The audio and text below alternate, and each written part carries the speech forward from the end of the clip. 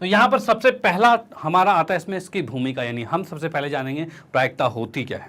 Okay, तो यहाँ पर जैसा आप देख सकते हो भाई, अपने दैनिक जीवन में हमने अनेक संदर्भ में निम्नलिखित प्रकार के कथन सुन, मतलब हम नॉर्मली अपने जीवन में ऐसे कथन सुनते रहते हैं, जैसे कि भाई संभवतः आज वर्षा होगी। भाई ऐसा लगता है संभवतः आज वर्षा होगी, हो सकता है आज वर्षा होगी, ऐसा सुना है ना, ठीक है भाई। या फिर पेट्रोल के दाम बढ़ने की संभावना बहुत अधिक है, तो ये भी हो सकता है भाई पेट्रोल के दाम बढ़ने की संभावना अधिक है, ठीक है। और भाई मुझे संदेह है कि वह दौड़ में जीतेगी, यानी कंफर्म नहीं है, संदेह है कि वो दौड़ में जीतेगी, क्या जीतेगा, चलो ठीक है। अब भाई उपयुक्त कथनों में संभवतः, संभावना, संदेह आदि शब्द का प्रयोग किसको दर्शा रहा है, तो भाई अनिश्चितता, यानी कि क्या हो रहा है, यानी कंफर्मेशन नहीं है, यानी वो इंसान जो ये बोल रहा है वो कंफर्म नहीं है कि भाई ये होगा, उसको लग रहा है ऐसा होगा, भाई संभावनाएं हैं, ठीक है भाई, संभावना है, संभवतः है, और संदेह है, उसे भाई शक है कि भाई हो भी सकता है, नहीं भी हो सकता, यानी वो कंफर्म नहीं है, ठीक है भाई, कंफर्म नहीं, यानी किसी घटना के होने अथवा न होने की अनिश्चितता का संख्यात्मक रूप से मापन ही प्रायिकता कहलाता है। अब देखो, जैसे कि आप बोल रहे हो कि मुझे लगता है कि वो जीत जाएगा, ठीक है, मुझे ऐसा लगता है। अब ये जो लगने वाली चीज होती है, जो हम इमेजिन करते हैं, संभावना वाली बात होती है, तो इनको अगर संख्यात्मक रूप में दर्शाया जाए, भाई ऐसा भाई तुम्हें लगता है कि वो जीत जाएगा, कितना लगता है भाई, 5 लगता है, 10 लगता है, मतलब किसी तरह से नाप सकते हैं क्या कि भाई कितना लगता है आपको। तो इसको जो नापने का जो तरीका होता है वो होता है आपका प्रायिकता होता है। प्रायिकता के द्वारा हम इसको नाप सकते हैं कि उसकी संभावना कितनी है। डन भाई, इसको नाप सकते हैं संभावना कितनी है। जैसे कि भाई कह रहे हैं भाई आज भौतिक विज्ञान, वाणिज्य, जैव विज्ञान, मौसम का पूर्वानुमान आदि विभिन्न क्षेत्रों में प्रायिकता का व्यापक प्रयोग किया जाता है। मतलब आजकल भी बहुत से, जैसे कि होता है ना कि संभवतः है कि भाई कल वर्षा होगी, तो इसमें क्या है, एक तरह की प्रोबेबिलिटी देखी जाती है, प्रायिकता देखी जाती है, ठीक है भाई। प्रायिकता देखी जाती है कि भाई वो वर्षा हो भी सकती है, नहीं हो सकती, तो उसके चांसेस कितने ज़्यादा हैं, तो इसकी एक पॉसिबिलिटीज़ होती है, और उसको हम एक न्यूमेरिक फॉर्म में, नंबर के फॉर्म में दर्शाते हैं, और वो नंबर किसके अकॉर्डिंग होता है, वो होता है आपका प्रायिकता के अकॉर्डिंग। डन। तो भाई किसी की संभावना को भी नापा जा सकता है, और कैसे, तो प्रायिकता से नापा जाता है। डन। अब भाई ये तो यहाँ पर खत्म, मतलब कि हमने इसको समझ लिया कि प्रायिकता होती क्या है। अब आते हैं नेक्स्ट पे, कैसे करते हैं इसको। ओके, तो भाई यहाँ पर नेक्स्ट की बात है, तो इसमें क्या है, प्रायिकता के संदर्भ आवश्यक तथा तथ्य व परिभाषाएं, मतलब कुछ इंपॉर्टेंट डेफिनेशन जो है ना भाई, परिभाषाएं, उनको देखते हैं भाई, मतलब किन किन चीज़ों का हम प्रयोग करने वाले हैं प्रायिकता के अंदर, वो देख लेते हैं। ओके, तो भाई यहाँ पे मैं बात करूँ भाई, उसमें इसमें होता है सबसे पहले अभिप्रयोग। क्या है अभिप्रयोग? एक प्रक्रिया है जिससे एक या अधिक सुनिश्चित परिणाम प्राप्त होते हैं, यानी किसी भी चीज़ का अभिप्रयोग होता है भाई। कोई भी चीज़ हम करेंगे तो उसके लिए चांसेस होंगे भाई, ये भी हो सकता है, वो भी हो सकता है, ये भी हो सकता है, यानी कि उसके लिए कुछ ना कुछ करना पड़ेगा, ठीक है। तो यहाँ पर ये चीज़ क्या कह रहा है कि भाई एक्सपेरिमेंट आपको करना पड़ेगा, अभिप्रयोग करना पड़ेगा, और उसमें क्या होगा कि अभिप्रयोग की एक क्रिया है जिससे एक या अधिक सुनिश्चित परिणाम, मतलब उसके अंदर एक से ज़्यादा परिणाम होने चाहिए, ठीक है। जैसे कि आप कॉइन टॉस करते हो तो हेड आएगा, टेल आएगा भाई, 2 पॉसिबिलिटीज है ना। तो इसी तरीके से आपके पास अलग अलग सिचुएशन होनी चाहिए। डन। वो आपका एक्सपेरिमेंट, यानी एक्सपेरिमेंट तो करोगे ही करोगे। उसके बाद क्या है, उदाहरणतः कहा जा रहा है कि एक सिक्के के उछालने पर 2 परिणाम संभव हैं, जो कि चित होता है और पट होता है।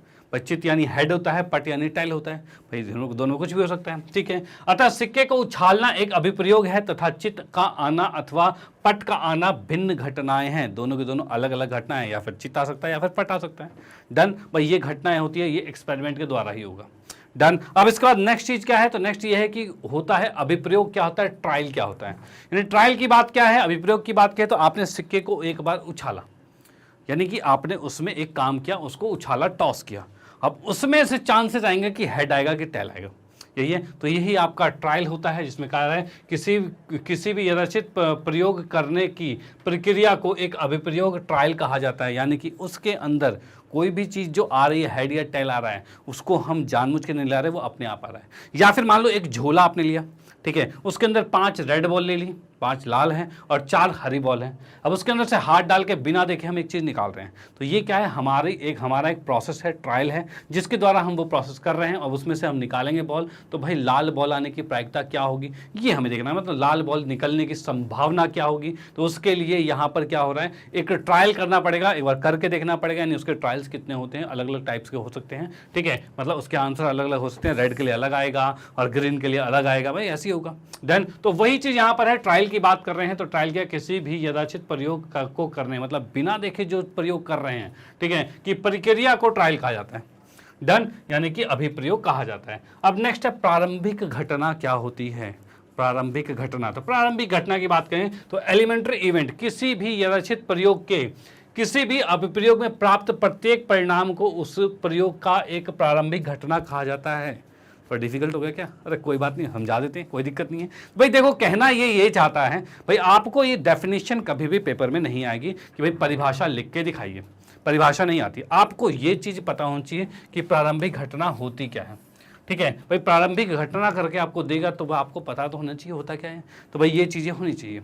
डन। अब प्रारंभिक घटना से तात्पर्य ये है कि आप अगर कभी भी कॉइन टॉस करते हो, यानी सिक्के को उछाला, या फिर पासे को फेंका आपने, भाई पासे को ही मान लो, पासे को अगर आप फेंकते हो तो उसमें आपके नंबर्स कितने आएंगे? तो 1 2 3 4 5 6, यही 6 आएगा। तो उसकी प्रारंभिक घटना यानी इनिशियली उसमें स्टार्टिंग में कितने नंबर आ सकते हैं? तो भाई 1 भी आ सकता है, 2 भी आ सकता है, 3 भी आ सकता है, 4 भी आ सकता है, 5 भी आ सकता है, 6 भी आ सकता है, भैया आ सकते हैं। तो ये इसकी प्रारंभिक घटनाएं हैं। तो वही चीज़ है प्रारंभिक घटना, मतलब एलिमेंट्री इवेंट है, किसी भी यथाचित प्रयोग के किसी भी अभिप्रयोग में प्राप्त प्रत्येक परिणाम, क्या भाई? प्रत्येक परिणाम, यानी 1 2 3 4 5 6, इन 6 में से प्रत्येक के अलग अलग परिणाम, 1 भी परिणाम आ सकता है, 2 भी आ सकता है, 3 भी आ सकता है, 6 भी आ सकता है, ऐसे जाएगा। चलो भाई, अब उसके बाद क्या है? मिश्रित घटनाएं क्या होती हैं? अब मिश्रित घटनाओं की बात अगर मैं कहूं तो भाई अगर समझ लो कि एक कॉइन आप सिक्का उछाला, लेकिन आप 2 सिक्के भी तो उछाल सकते हो, तो दोनों आपस में रिलेट करके फिर बनेगा। ठीक है, तो भाई जैसे एक हिस्सा सिक्का उछालते हो तो हेड आएगा या फिर टेल आएगा, भाई ऐसे होगा, या फिर हेड आएगा टेल आएगा। लेकिन अगर 2 सिक्के उछालते हो तो दोनों पर हेड आ सकता है, या फिर एक पे टेल एक पे हेड आएगा, या एक पे हेड दूसरे पे टेल आएगा, या दोनों पे टेल आएगा। भाई ये 4 पॉसिबिलिटीज हो जाएगी। तो ये 2 सिक्कों के अनुसार क्या हो गया? तो ये मिश्रित हो गया, मिश्रित घटनाएं हो गई।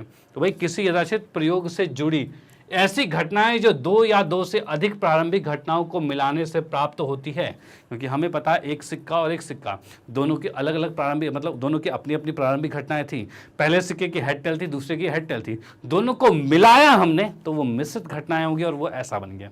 डन। तो वही यहाँ पर बोला है 2 या 2 से अधिक प्रारंभिक घटनाओं को मिलाने से प्राप्त होती है, मिश्रित घटनाएं कहलाती है। डन, कोई दिक्कत नहीं। चलो भाई, उसके बाद क्या है? अनुकूल प्रारंभिक घटनाएं। जो अनुकूल प्रारंभिक घटनाएं होती है, यानी कि आपको एक सिचुएशन दी होती है कि भाई मुझे प्रायिकता निकालनी है हरे बॉल की।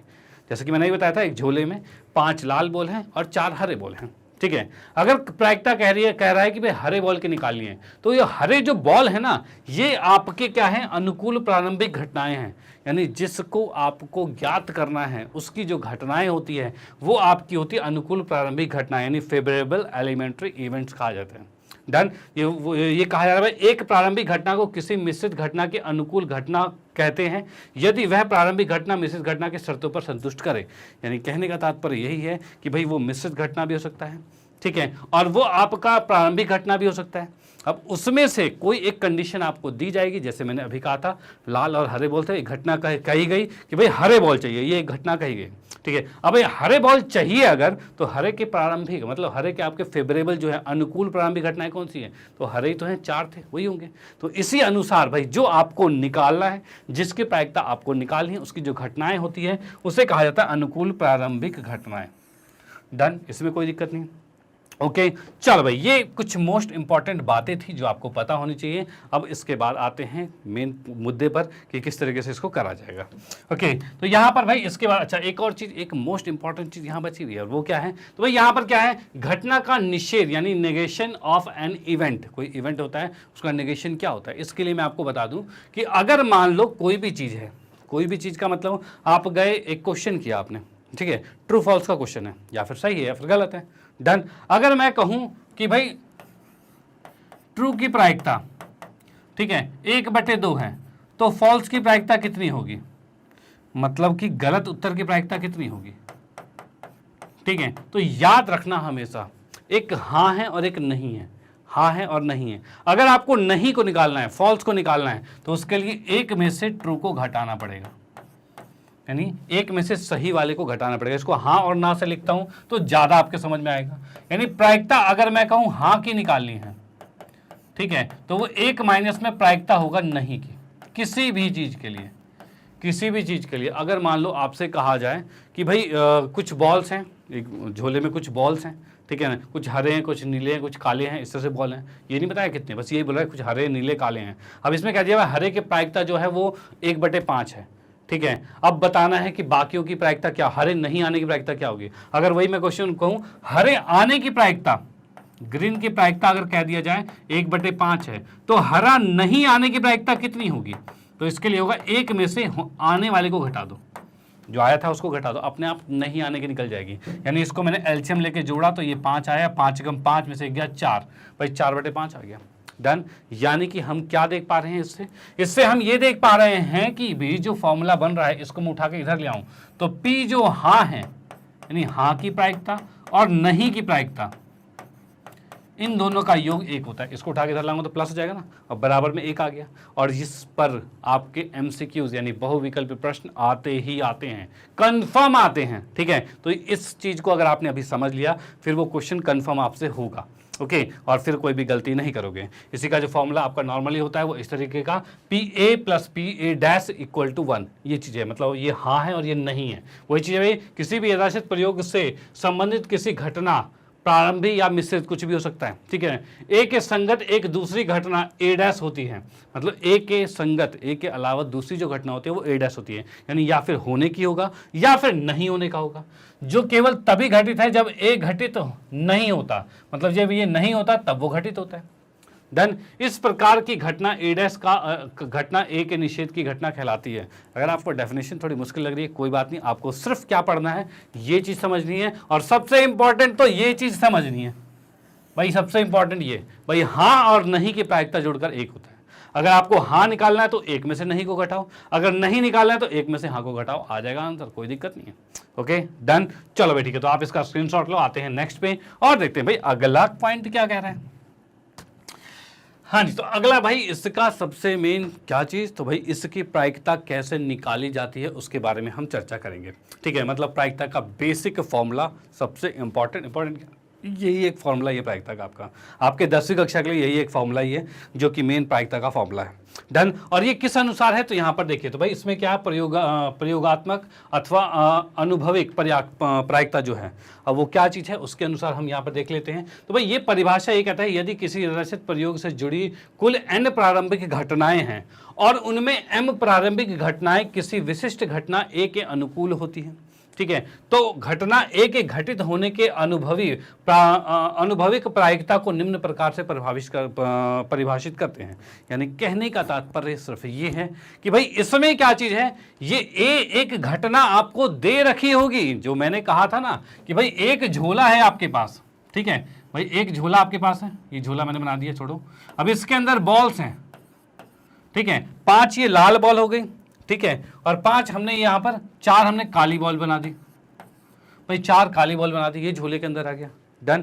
अब भाई इसमें अगर क्वेश्चन में कहा जाए, क्वेश्चन में क्या कहा जाएगा, क्वेश्चन में कहा जाए प्रायिकता निकालो काली बॉल की, भाई काली बॉल की प्रायिकता हमें ज्ञात करनी है, तो भाई काली घटना, इसने घटना दी है काली, काली कितने हैं, 4 है, तो वही चीज यहां पर क्या है, PA, मतलब ए की प्रायिकता निकालनी है। तो यहां पर क्या, घटना ए के अनुकूल प्रारंभिक घटनाओं की संख्या, यानी ए के अनुकूल जो प्रारंभिक घटनाओं की जो संख्या है, ठीक है, उसको ऊपर लिखेंगे। जैसे यहां पर काली है, काली के अनुकूल कितनी संख्याएं हैं, तो भाई 4 है, तो हमने यहां पर 4 लिखा, ठीक है। उसके बाद क्या है, कुल प्रारंभिक घटनाओं की संख्या, यानी कुल संख्या कितनी है, तो भाई कुल संख्या कितनी दिख रही है, तो भाई 5 और 4 9 दिख रही है, तो भाई कुल हमारे पास 9 आ रहा है, यानी इसके अंदर काली की प्रायिकता कितनी होगी, 4/9 आ गई, कोई दिक्कत वाली बात नहीं। तो यहाँ पर ये फॉर्मूला आपको कहते हैं ना माइंड में बिल्कुल सेट रखना पड़ेगा। और एक चीज़ याद रखना, जब भी आपका 2 नंबर का, 3 नंबर का, 4 का, 5 का जैसा भी क्वेश्चन है, ठीक है, उस कंडीशन में आपको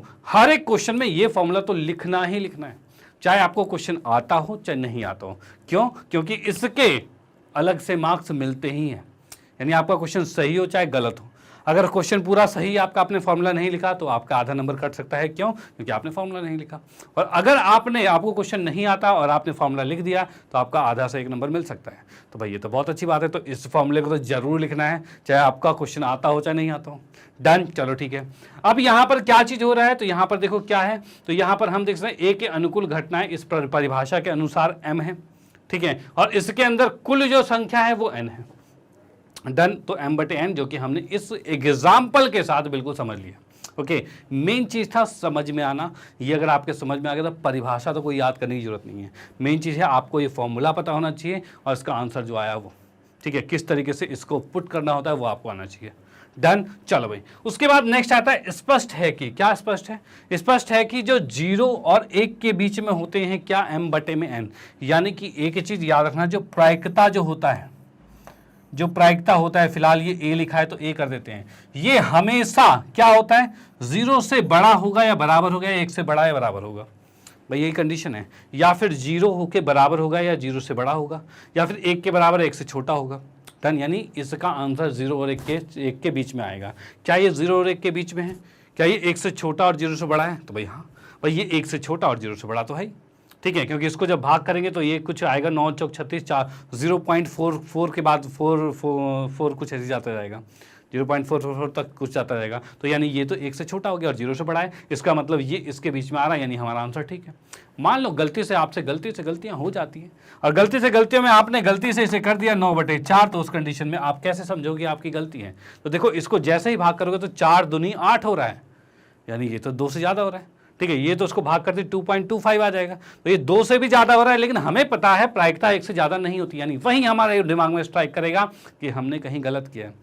और फिर हम देखेंगे भाई कहाँ गलत किया है, क्योंकि हमें एक रूल पता है कि प्रायिकता कभी 1 से ज़्यादा नहीं होती, और हमारा आ गया है। तो हम फिर वहाँ पर समझेंगे कि भाई हमने इसको उल्टा लिख दिया है, फिर इसको सीधा लिख के हम आंसर सही कर देंगे, कोई दिक्कत नहीं। तो ये बेसिक कॉन्सेप्ट अगर आपको पता है फिर तो आप नहीं मार खाने वाले। ओके, अब देखिए क्या चीज़ है, जैसे कि हम देख पा रहे हैं m/n जो है, जैसे यहाँ लिखा हुआ है, जैसे ये प्रायिकता जो है, ये इसको किसकी जगह m/n लिखा जाए, ये भी आपका 0 और 1 के बीच में होता है। अच्छा, ऐसा क्यों होता है? ऐसा इसलिए होता है कि भाई इसमें अगर मैं कहूं कि भाई क्या ये पॉसिबल है कि काली बॉल कुल बॉलों से ज़्यादा हो जाए? क्या ये पॉसिबल है? जैसे मैं इसको उल्टा लिख दूं 9/4, तो ऐसा हो सकता है कुल बॉलें 4 थी, उसमें से आपने 9 बॉलें निकाल ली? ऐसा तो हो ही नहीं सकता, इसलिए ये पॉसिबल नहीं है। इसलिए जो कुल बॉलें जो होती है, यानी कुल कोई भी आप अगर उसमें एक्सपेरिमेंट करोगे, उसमें जो कुल होता है वो हमेशा ज़्यादा होगा या फिर बराबर होगा, या फिर इसी में काली की जगह सिर्फ कहते हैं बॉल निकलने की प्रायिकता बताइए, तो बॉल तो 9 की 9 है, तो 9/9 आ जाता, ठीक है भाई, यही चीज़ होता। तो इस कंडीशन में क्या है, प्रायिकता कभी भी 1 से ज़्यादा नहीं होगी, और इसको आप देखकर कैसे पहचानोगे, तो नीचे वाली संख्या हमेशा बड़ी होगी। अगर नीचे वाली संख्या हमेशा बड़ी है तो उस कंडीशन में आंसर 1 से छोटा है, और अगर दोनों बराबर हो जाए तो आंसर 1 है। डन, ये चीज़ हो सकता है। तो चलो भाई, यहाँ पर ये आपका कॉन्सेप्ट क्लियर होता है, आप इसका स्क्रीनशॉट लीजिए, और उसके बाद आते हैं नेक्स्ट पे, और आगे क्या कह रहा है वो देखते हैं। हाँ जी, अच्छा, एक बार और यहाँ पर कंप्लीट करते हैं, और वो क्या, जैसे कि मैं बताऊँ, यहाँ पर हमने लिखा हुआ है प्रायिकता के लिए, अभी लिखा 0 और 1। जो प्रायिकता होती है 1 होती है, अगर प्रायिकता 1 हो जाए तो उस कंडीशन में क्या होगा? जैसे कि मैं कहूँ कि भाई एक झोला है, उसमें 10 बॉलें हैं, ठीक है, 10 हरी हैं, हाथ डालो और हरी की प्रायिकता बताओ। तो हरी क्या, आप बॉल उसमें से हाथ डाल के निकालोगे तो भाई हरा ही आएगा, क्योंकि कुल उसमें 10 ही है, यानी उसका आंसर क्या आएगा, 10/10 आएगा, क्योंकि 10 हरी थी और आप हरी ही निकाल रहे हो, तो वो आंसर 1 आएगा। यानी ये जो आपका होता है, ये आपकी प्रायिकता होती है, निश्चित प्रायिकता होती है। कौन सी होती है भाई? निश्चित प्रायिकता होती है। डन, इसको याद रखना, ये निश्चित होता है, 100% कन्फर्म होता है। जब कभी भी कंडीशन में 100% कन्फर्म मिल जाए, निश्चित हो जाए, तो उस कंडीशन में ये आ जाएगा। डन। और उसके बाद अगर मैं कहूँ कि प्रायिकता उसी में, ये जो मैंने बताया 10 हरी बॉल थी, ठीक है, अब उसमें से कहा जाए हाथ डाल के बॉल निकालो और वो बॉल काली होनी चाहिए, कितनी होगी? तो काली बॉल की बात की जाए तो उस कंडीशन में क्या हो जाएगा, तो ये तो आपके पास हो जाएगा 0 बॉल होगी, काली तो 0 होगी उसके अंदर, और 0/10 करोगे तब भी 0 ही आएगा, यानी ये पूरा जो आ रहा है वो 0 ही आएगा, ठीक है। यानी ये आपका क्या हो जाएगा, ये अनिश्चित हो जाएगा भाई, ये आपका अनिश्चित हो जाएगा, और भाई ऊपर वाला निश्चित हो जाएगा। डन, तो इसको हम लिख देते हैं निश्चित, ये हो जाएगा अनिश्चित, ठीक है भाई। ये निश्चित हो गया, अनिश्चित हो गया, ये कंडीशंस है। निश्चित जो प्रायिकता होगी वो ये होगी, जो कि कंफर्म है, अनिश्चित है यानी कि पॉसिबल ही नहीं है। अच्छा, पॉसिबल नहीं है तो 0 आंसर होगा। डन, चलो ठीक है। अब आप कहीं दिक्कत नहीं करोगे, मतलब कहीं आपको दिक्कत नहीं होगी। अब आते हैं नेक्स्ट पर, और ये क्या है, तो भाई इसमें है कुछ क्रियाकलाप तथा उनके परिणाम। यानी अब कुछ ऐसे क्वेश्चंस, ऐसे पॉइंट देखने वाले हैं जिस पर मोस्टली क्वेश्चन बनते ही बनते हैं। यानी ये वाला आपका है सिक्के के आधार पर, यानी सिक्के के आधार पर जो हमें कॉन्सेप्ट पता होना चाहिए, जिसके आधार पर जो क्वेश्चन बनते हैं, मोस्टली आते हैं सिक्के के आधार पर, तो वो यहाँ पर क्लियर होने वाला है। तो भाई सिक्के में क्या है, एक सिक्के को उछालना। अगर आप एक सिक्के को उछालोगे तो आपके पास जो पॉसिबिलिटीज आएगी वो क्या आएगी, वो या फिर हेड होगी या फिर टेल होगी। इसके अलावा क्या कुछ हो सकता है भाई, या फिर चित्त होगा या फिर पट होगा। डन भाई, इसमें मैं लिख दूं यहां पर, तो भाई ये चीज आपके पास जो चित्त है ये आपका हेड हो गया, और जो पट हो गया ये टेल हो गया। वही होता है, चित्त और पट होता है।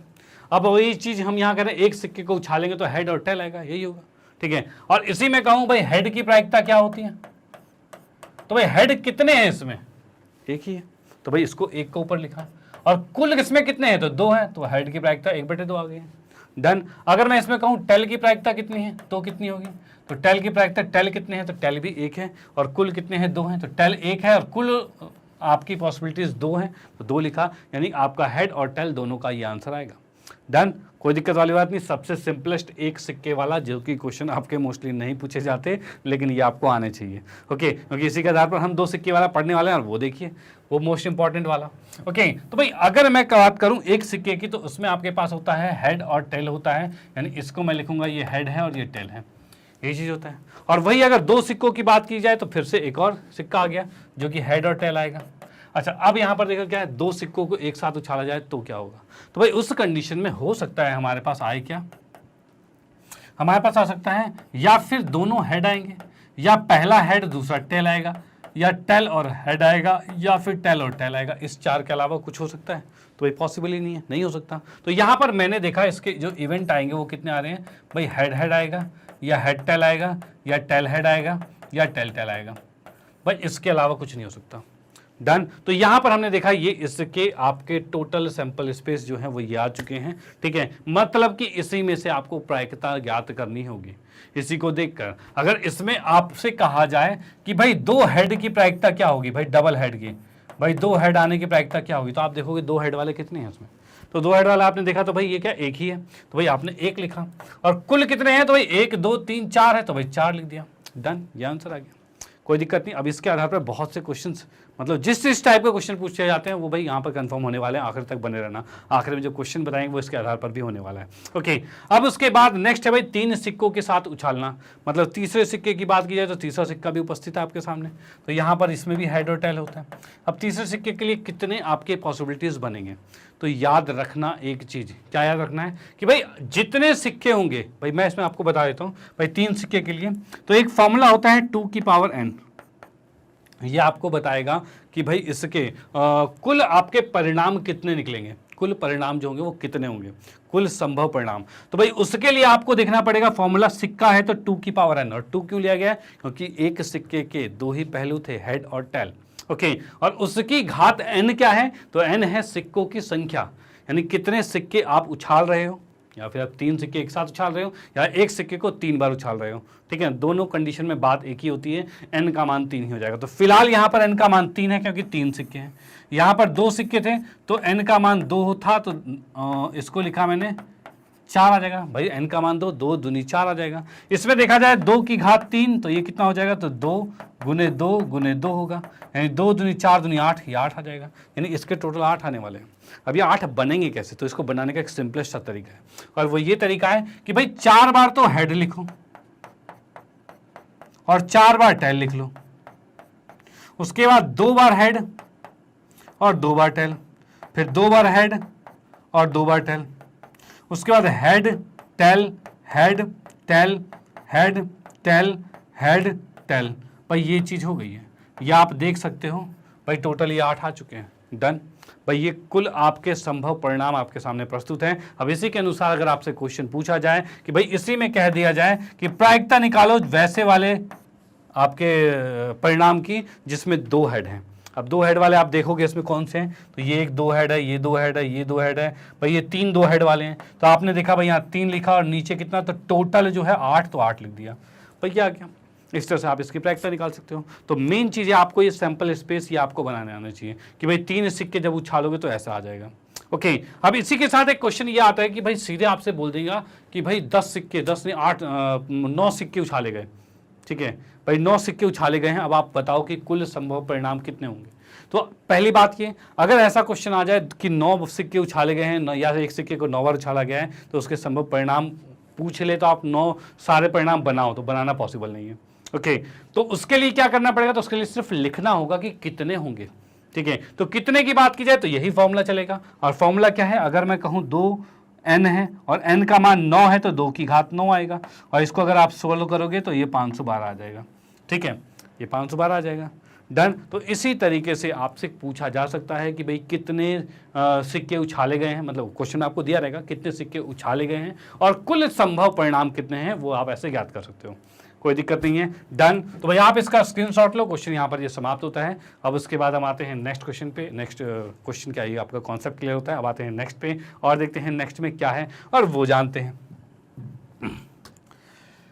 हाँ जी, तो नेक्स्ट की हम बात करते हैं। तो यहाँ पर हमारे पास है 2 पासों को फेंकने का यदिच। 2 पासों से पहले हम आते हैं यहाँ पर एक पासे के बारे में। सबसे पहले हम पासे पे आते हैं यहाँ पर। तो भाई पासा कैसा होता है, तो पासा आपने देखा है लूडो की गोटी, लूडो खेलते थे हम, लूडो की गोटी होती है, पासा होता है, और पासे के अंदर क्या होते हैं 6 फेसेस होते हैं, ठीक है। जैसे आप देख पा रहे हो 1 2 3 है, 3 इधर है, 4 5 6, भाई टोटल 6 हैं, 2 इसलिए लिखेंगे कि सारे फेसेस दिख जाएं इसमें, ठीक है। यानी कि हमें पता है कि एक पासे की बात की जाए तो इसके अंदर जो इवेंट आते हैं, मतलब इसके जो परिणाम आते हैं वो कितने आते हैं, तो भाई ये 1 आएगा, 2 आएगा, 3 आएगा, 4 आएगा, 5 आएगा और 6 आएगा। भाई ये 6 पॉसिबिलिटीज आ सकती है उसकी। ओके, अब भाई इसके अंदर भाई कैसे प्रायिकता निकाल जाएगा और क्या, तो इसमें प्रायिकता की बात बताऊं तो यहां पर आएगा, इसमें मैंने लिख दिया भाई सम संख्या की प्रायिकता बताइए।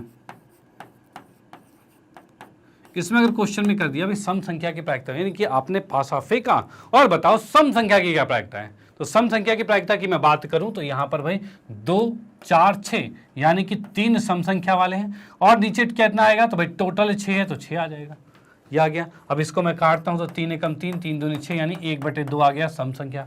सम संख्या की प्रायिकता कितनी आ गई, 1/2 आ गई। डन, कोई दिक्कत नहीं है। चलो भाई ठीक है, तो यहाँ पर हम देख पा रहे हैं जो इवेंट हमारे पास है, यानी कि जो इसके अंदर परिणाम है, इसमें हम सम संख्या की प्रायिकता निकाल रहे हैं। तो ऐसे हम बहुत सारी चीज़ें कर सकते हैं, अभाज्य संख्या, विषम संख्या, पूर्ण वर्ग संख्या, इस तरह से चीज़ें आ सकती है। और एक और चीज़ याद रखना, अगर मैं इसमें जस्ट कहूँ कि भाई 3 की प्रायिकता कितनी है, मैं तो 3 कितनी बार है, 3 तो एक ही बार है, यानी 1/6 कर दिया।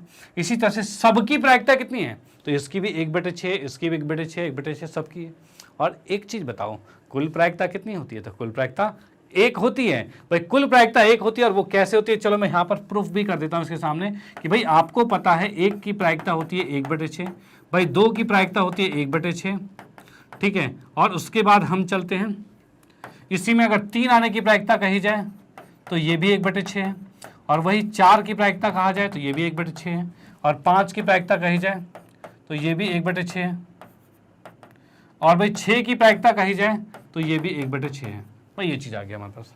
ओके भाई 1 की प्रायिकता, 2 की, 3 की, 4 की, 5 की, 6 की, ये सारी हैं। अगर मैं सबको जोड़ दूं तो आंसर कितना आएगा, भाई सबको अगर जोड़ा जाए तो 1/6 plus 1/6 plus 1/6 plus 1/6 plus 1/6 plus 1/6, ये चीज़ें। और 6 को अगर जोड़ते हो तो इसका एलसीएम तो 6 ही आएगा, ठीक है। और ऊपर की बात करें तो सारे 1 जुड़ेंगे तो 1 2 3 4 5 6 यानी 6 आ रहा है, उसको काट दिया तो 1 आ रहा है, तो आया आपका संपूर्ण जो पूरे का जो प्रायिकता है वो कितना, 1 आ गया है। डन। तो ये चीज़ आपको पता होनी चाहिए कि भाई इसकी प्रायिकता क्या क्या होती है।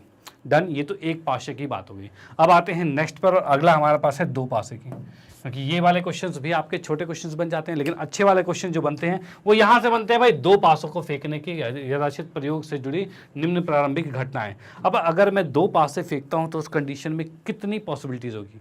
भाई पहले वाले पासे की बात की थी तो हमने देखा तो भाई 6, एक पासा जब था, भाई एक पासे की बात कर रहे हैं तो इस समय कुल परिणाम तो 6 थे, लेकिन अगर मैं 2 पासे की बात करता हूं तो कुल परिणाम कितने होंगे, तो इसका भी फॉर्मूला कितना होता है, तो 6 की घात n होता है, ठीक है। और n से क्या तात्पर्य है, तो n से तात्पर्य है कितने पासे हैं, तो पासा यहाँ पर 2 हैं, तो 2 पासे हैं तो ये n का मान 2 आएगा, और 2 आते ही ये 6 6 36, यानी टोटल पॉसिबिलिटीज 36 आ जाएगी। और वो किस अनुसार होगा, तो जैसे कि मान लो कि भाई एक पे 1 आया है तो दूसरे पे भी 1 आ सकता है, या एक पे 1 आया है दूसरे पे 2 आ सकता है, इस तरह से 36 बनेंगे। और वो कैसे बनेंगे, तो यहाँ पर देखिए भाई ये कुल 36 आपके सामने बन चुके हैं। भाई 36 कैसे, भाई 1 1 1 2 1 3 1 4 1 5 1 6 ऐसे बनेगा। और भाई 2 1 2 2 2 3 2 4 2 5 2 6, इस तरह से बढ़ते बढ़ते भाई कितना 6 1 6 2 6 3 6 4 6 5 6 6 इस तरह से आ सकता है।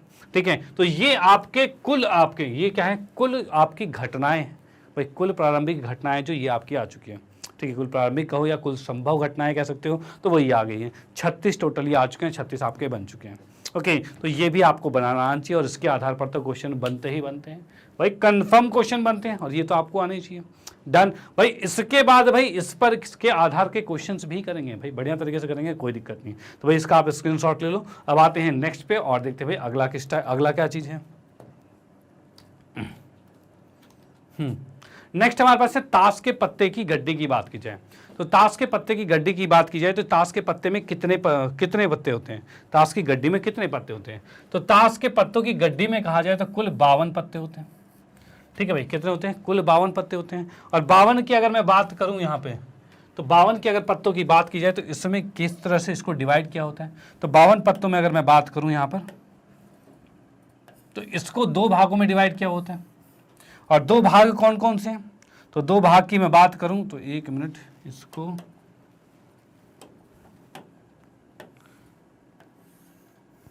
ये भाई 52 पत्तों को 2 भाग में मैंने काला और लाल क्यों किया है, क्योंकि 2 ही भाग काले और लाल में आपके डिवाइडेड हैं। और वो किस अनुसार से, तो भाई इसमें बताऊं मैं तो काले होते हैं कुल 26 पत्ते, और लाल की बात की जाए तो ये भी होते हैं 26 पत्ते, और ये 26 मिलके ही 52 होते हैं। कुल आधे 52 पत्तों में से आधे तो काले होते हैं, आधे लाल होते हैं। डन। अब ये काले और लाल में भी कौन कौन से होते हैं वो देख लेते हैं। तो काले की अगर मैं बात करूं यहाँ पर, यहाँ 2 होते हैं आपके पास, और यहाँ पर भी 2 टाइप के होते हैं लाल वाले में। अब ये क्या होता है, तो भाई इसमें कहा जाए तो ये पान होता है, और इसकी बात की जाए तो ये ईंट होती है। भाई पान है और ईंट है। और इधर की बात मैं करूं तो यहां पर क्या है, तो ये हुक्म है। ठीक है, और ये आ गई भाई चिड़ी आ गई है, ये चीजें होती है।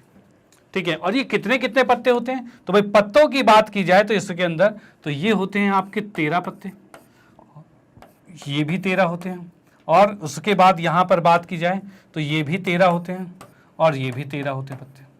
डन। और इसका डिज़ाइन कैसा होता है, तो डिज़ाइन भी देख लें क्या, तो डिज़ाइन की अगर मैं बात करूं यहाँ पर, तो यहाँ पर हम देख सकते हैं, अच्छा इसका आप स्क्रीनशॉट ले लो कि भाई ये चीज़ तो यहाँ पर आ गया है। ओके, अब इसके बाद 1 मिनट में इसके डिज़ाइन को मैं ले लेता हूँ। हाँ जी, तो इसमें देखा जाए तो भाई जैसे कि मैंने 4 नाम अभी लिखे थे, कौन कौन से, हुकुम था, ईंट थी, चीड़ी थी और पान था, ये चीज़ें। और ये होते कैसे हैं, तो ये इस टाइप के आपके होते हैं, जिसमें कि मैं यहाँ पर लिख दूं तो ये जो पहला वाला आपका है, ये आपका है हुकुम है।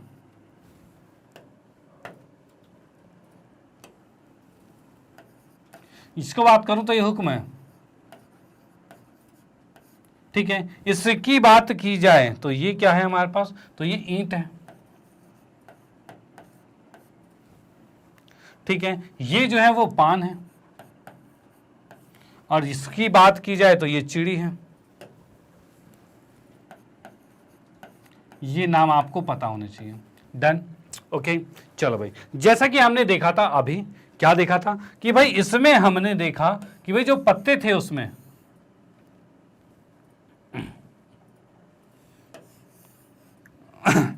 यहां पर मैं दोबारा से थोड़ा सा आपके सामने ड्रॉ कर देता हूं।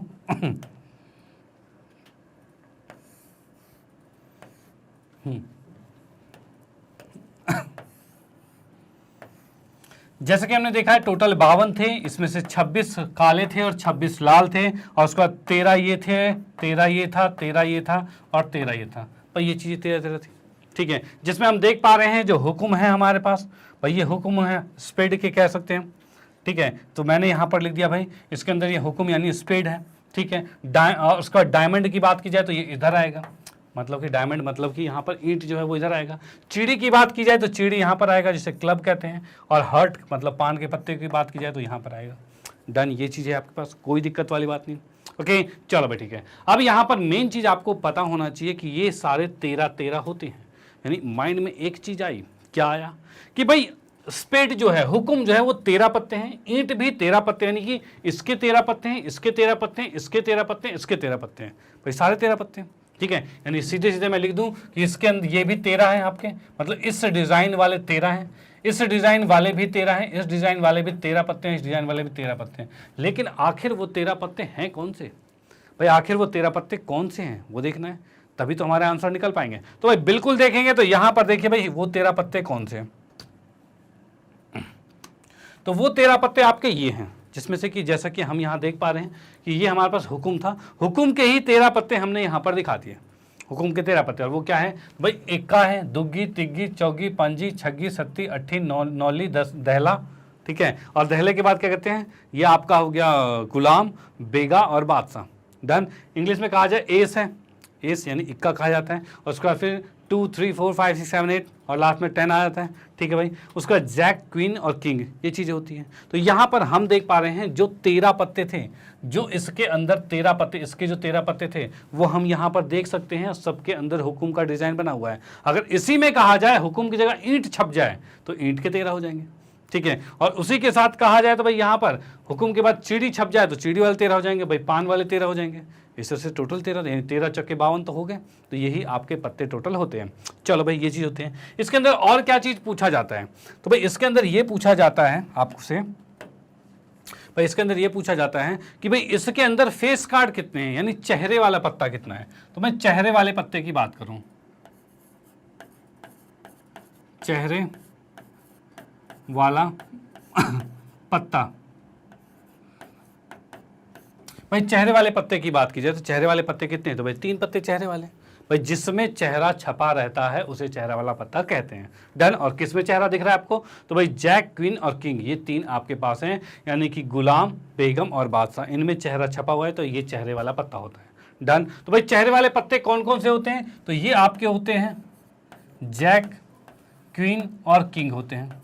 ठीक है भाई, अगर इसकी संख्या की बात की जाए तो हमें पता है जैक कितने होते हैं, तो जैक टोटल होंगे 4 पत्ते। क्यों 4 होंगे, तो क्योंकि इसलिए 4 होंगे क्योंकि हम यहां पर कह सकते हैं क्या कि भाई इसके अंदर जैसे एस है, इसके अंदर का जैक है, भाई एक जैक इसके पास होगा, एक इसके पास होगा, एक इसके पास होगा, एक इसके पास होगा। क्यों, क्योंकि ऐसे पत्तों के 4 सेट हैं। भाई एक तो हुकुम का है, वैसे चिड़ी का है, वैसे ईंट का है, वैसे पान का है। तो अगर इसमें एक जैक है तो सब में तो एक एक जैक होंगे, यानी जैक 4 है। ठीक है, वैसे क्यून की बात की जाए तो वो भी 4 है, किंग की बात की जाए तो वो भी 4 है। यानी अब हम कह सकते हैं चेहरे पत्तों की संख्या, चेहरे पत्तों की संख्या या कुल संख्या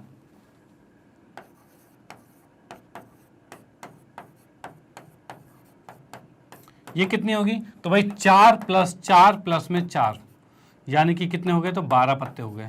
याद रखना 12 पत्ते ऐसे होते हैं जो चेहरे वाले पत्ते होते हैं। डन डन, चलो भाई ठीक है। अब इसी के साथ अगर क्वेश्चन में ये आ जाए कि भाई अगर आपको बताना है कि भाई दुगी एस की प्रोबेबिलिटी बतानी, मतलब एस के पहले तो ये जानना है कि एस हैं कितने, तो भाई एस की संख्या, ए की संख्या बताएं तो ए कितने होंगे, तो याद रखना ए भी 4 है। क्यों, क्योंकि भाई सारे पत्ते 4 होते हैं, क्या भाई सारे के सारे 4 होते हैं, क्योंकि ये 13 का सेट है, इसमें है तो भाई सब में ये 13-13 हैं, और सब कितने 4 थे आपके पास, चारों में 13-13 पत्ते हैं, यानी कि हर एक पत्ते 4 हैं। डन, उसी तरह से ये 3-4 थे तो इसके हिसाब से हमने चेहरे पत्तों की संख्या 12 लिख दी है। डन, कोई दिक्कत नहीं। चलो भाई तो इसके क्वेश्चंस करेंगे फिर और मजा आएगा, और वो भी देखते हैं। चलो देखते हैं। हाँ जी, तो उससे पहले भाई अब आता है नेक्स्ट विविध यानी मिसलेनियस, यानी कुछ ऐसे कॉन्सेप्ट जो मोस्टली पूछे जाते हैं। जैसे कि भाई एक कॉन्सेप्ट ये आता है बॉल वाला, ठीक है भाई। बॉल की बात की जाए तो भाई इसमें कॉन्सेप्ट पहला आता है भाई किसका, तो भाई गेंदों वाला आता है, जिसमें हम कह सकते हैं भाई एक गेंद, एक झोले के अंदर गेंद है, ठीक है। और गेंद की बात की जाए तो भाई इसमें कह दिया भाई रेड बॉल जो है वो 5 है, ग्रीन बॉल 4 है, और ब्लू बॉल जो है, ठीक है, और वो कितनी है, तो भाई 6 है। अब इसमें से प्रायिकता अगर कह दिया जाए कि रेड की प्रायिकता बताइए कितना होगा, तो लाल वाले देखो उसमें है कितने, तो लाल 5 है, और कुल कितना आ रहा है, तो कुल इन तीनों को जोड़ोगे तो भाई कितना आ रहा है, तो भाई 15 आ रहा है। ठीक है, तो ये इसको हमने काटा तो ये 3 यानी 1/3 आंसर आ गया। अगर वही इसमें कह दिया जाता है हरे की प्रायिकता बताइए, तो हरे कितने, तो 4 और कुल कितना आएगा 15, ये प्रायिकता आ गई है। डन, कोई दिक्कत नहीं। अब इसी के अंदर अगर कहा जाए कि भाई अगर आपको प्रायिकता बतानी है जी नहीं की, भाई जी नहीं होना चाहिए, तो जी नहीं की अगर प्रायिकता निकालनी है तो उसके लिए आपको देखोगे जी नहीं चाहिए तो बच्चे कितने, 6 और 5 11, यानी आप 11/5 कर सकते हो, इस तरह से आ जाएगा। डन, कोई दिक्कत वाली बात नहीं है। एक और तरीका था जी नहीं का, भाई जी नहीं होने की प्रायिकता एक और तरीके से निकलती थी, और वो कैसे, तो भाई हाँ वाले को 1 में से घटा दो। भाई 1 में से हमने हाँ वाले को मतलब 4/15 को घटा दिया। अब इसका एलसीएम लोगे तो भाई 15, भाई 15 एकम 15, 15 में से 4 गया 11, यानी इसका आंसर 11/15 आ रहा है, कोई दिक्कत नहीं। ओके, तो इस तरीके से जी नहीं को निकाला जा सकता है। तो ये आपके एक पॉसिबिलिटीज होती है क्वेश्चन की जो इस टाइप के बनते हैं। डन। और इसके साथ साथ एक और क्वेश्चन, कुछ मैं एक अच्छा वाला क्वेश्चन बताऊं तो भाई वो क्या आता है, तो वो मैं बताऊं आपको कि अगर कहा जाए, सेकंड वाला पॉइंट आपका, ठीक है, अगर कहा जाए कि आपने एक सिक्का उछाला और एक पासा उछाला, दोनों को साथ में उछाल दिया, ठीक है, और सिक्का और पासा दोनों साथ में उछालोगे तो उस कंडीशन में क्या पॉसिबिलिटीज आएगी, तो अगर आपने सिक्का उछाला है तो या फिर हेड आएगा या फिर टेल आएगा, और उसी के साथ पासा उछाला है तो पासे की कहा जाए तो भाई हेड के साथ 1 आ सकता है, हेड के साथ 2 आ सकता है, हेड के साथ 3 है, हेड के साथ 4 है, हेड के साथ 5 है,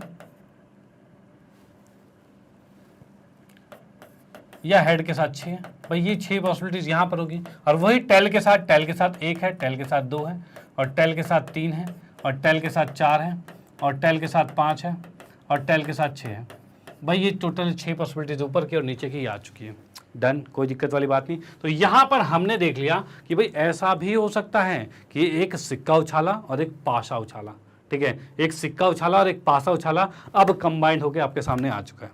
ओके, अब यहां पर क्वेश्चन में आपके सामने बन सकता है कि भाई इसके पहले तो ये चीज कुल संभव परिणाम कितने हैं, तो कुल संभव परिणाम आप देख सकते हो कि एक सिक्का था और एक पासा था। तो सिक्के की बात की जाए तो सिक्के में आपके पास 2 होता है और पासे में होता है 6, और 6 दूनी 12, देखो टोटल संभव परिणाम 12 है, तो भाई बिल्कुल 12 है।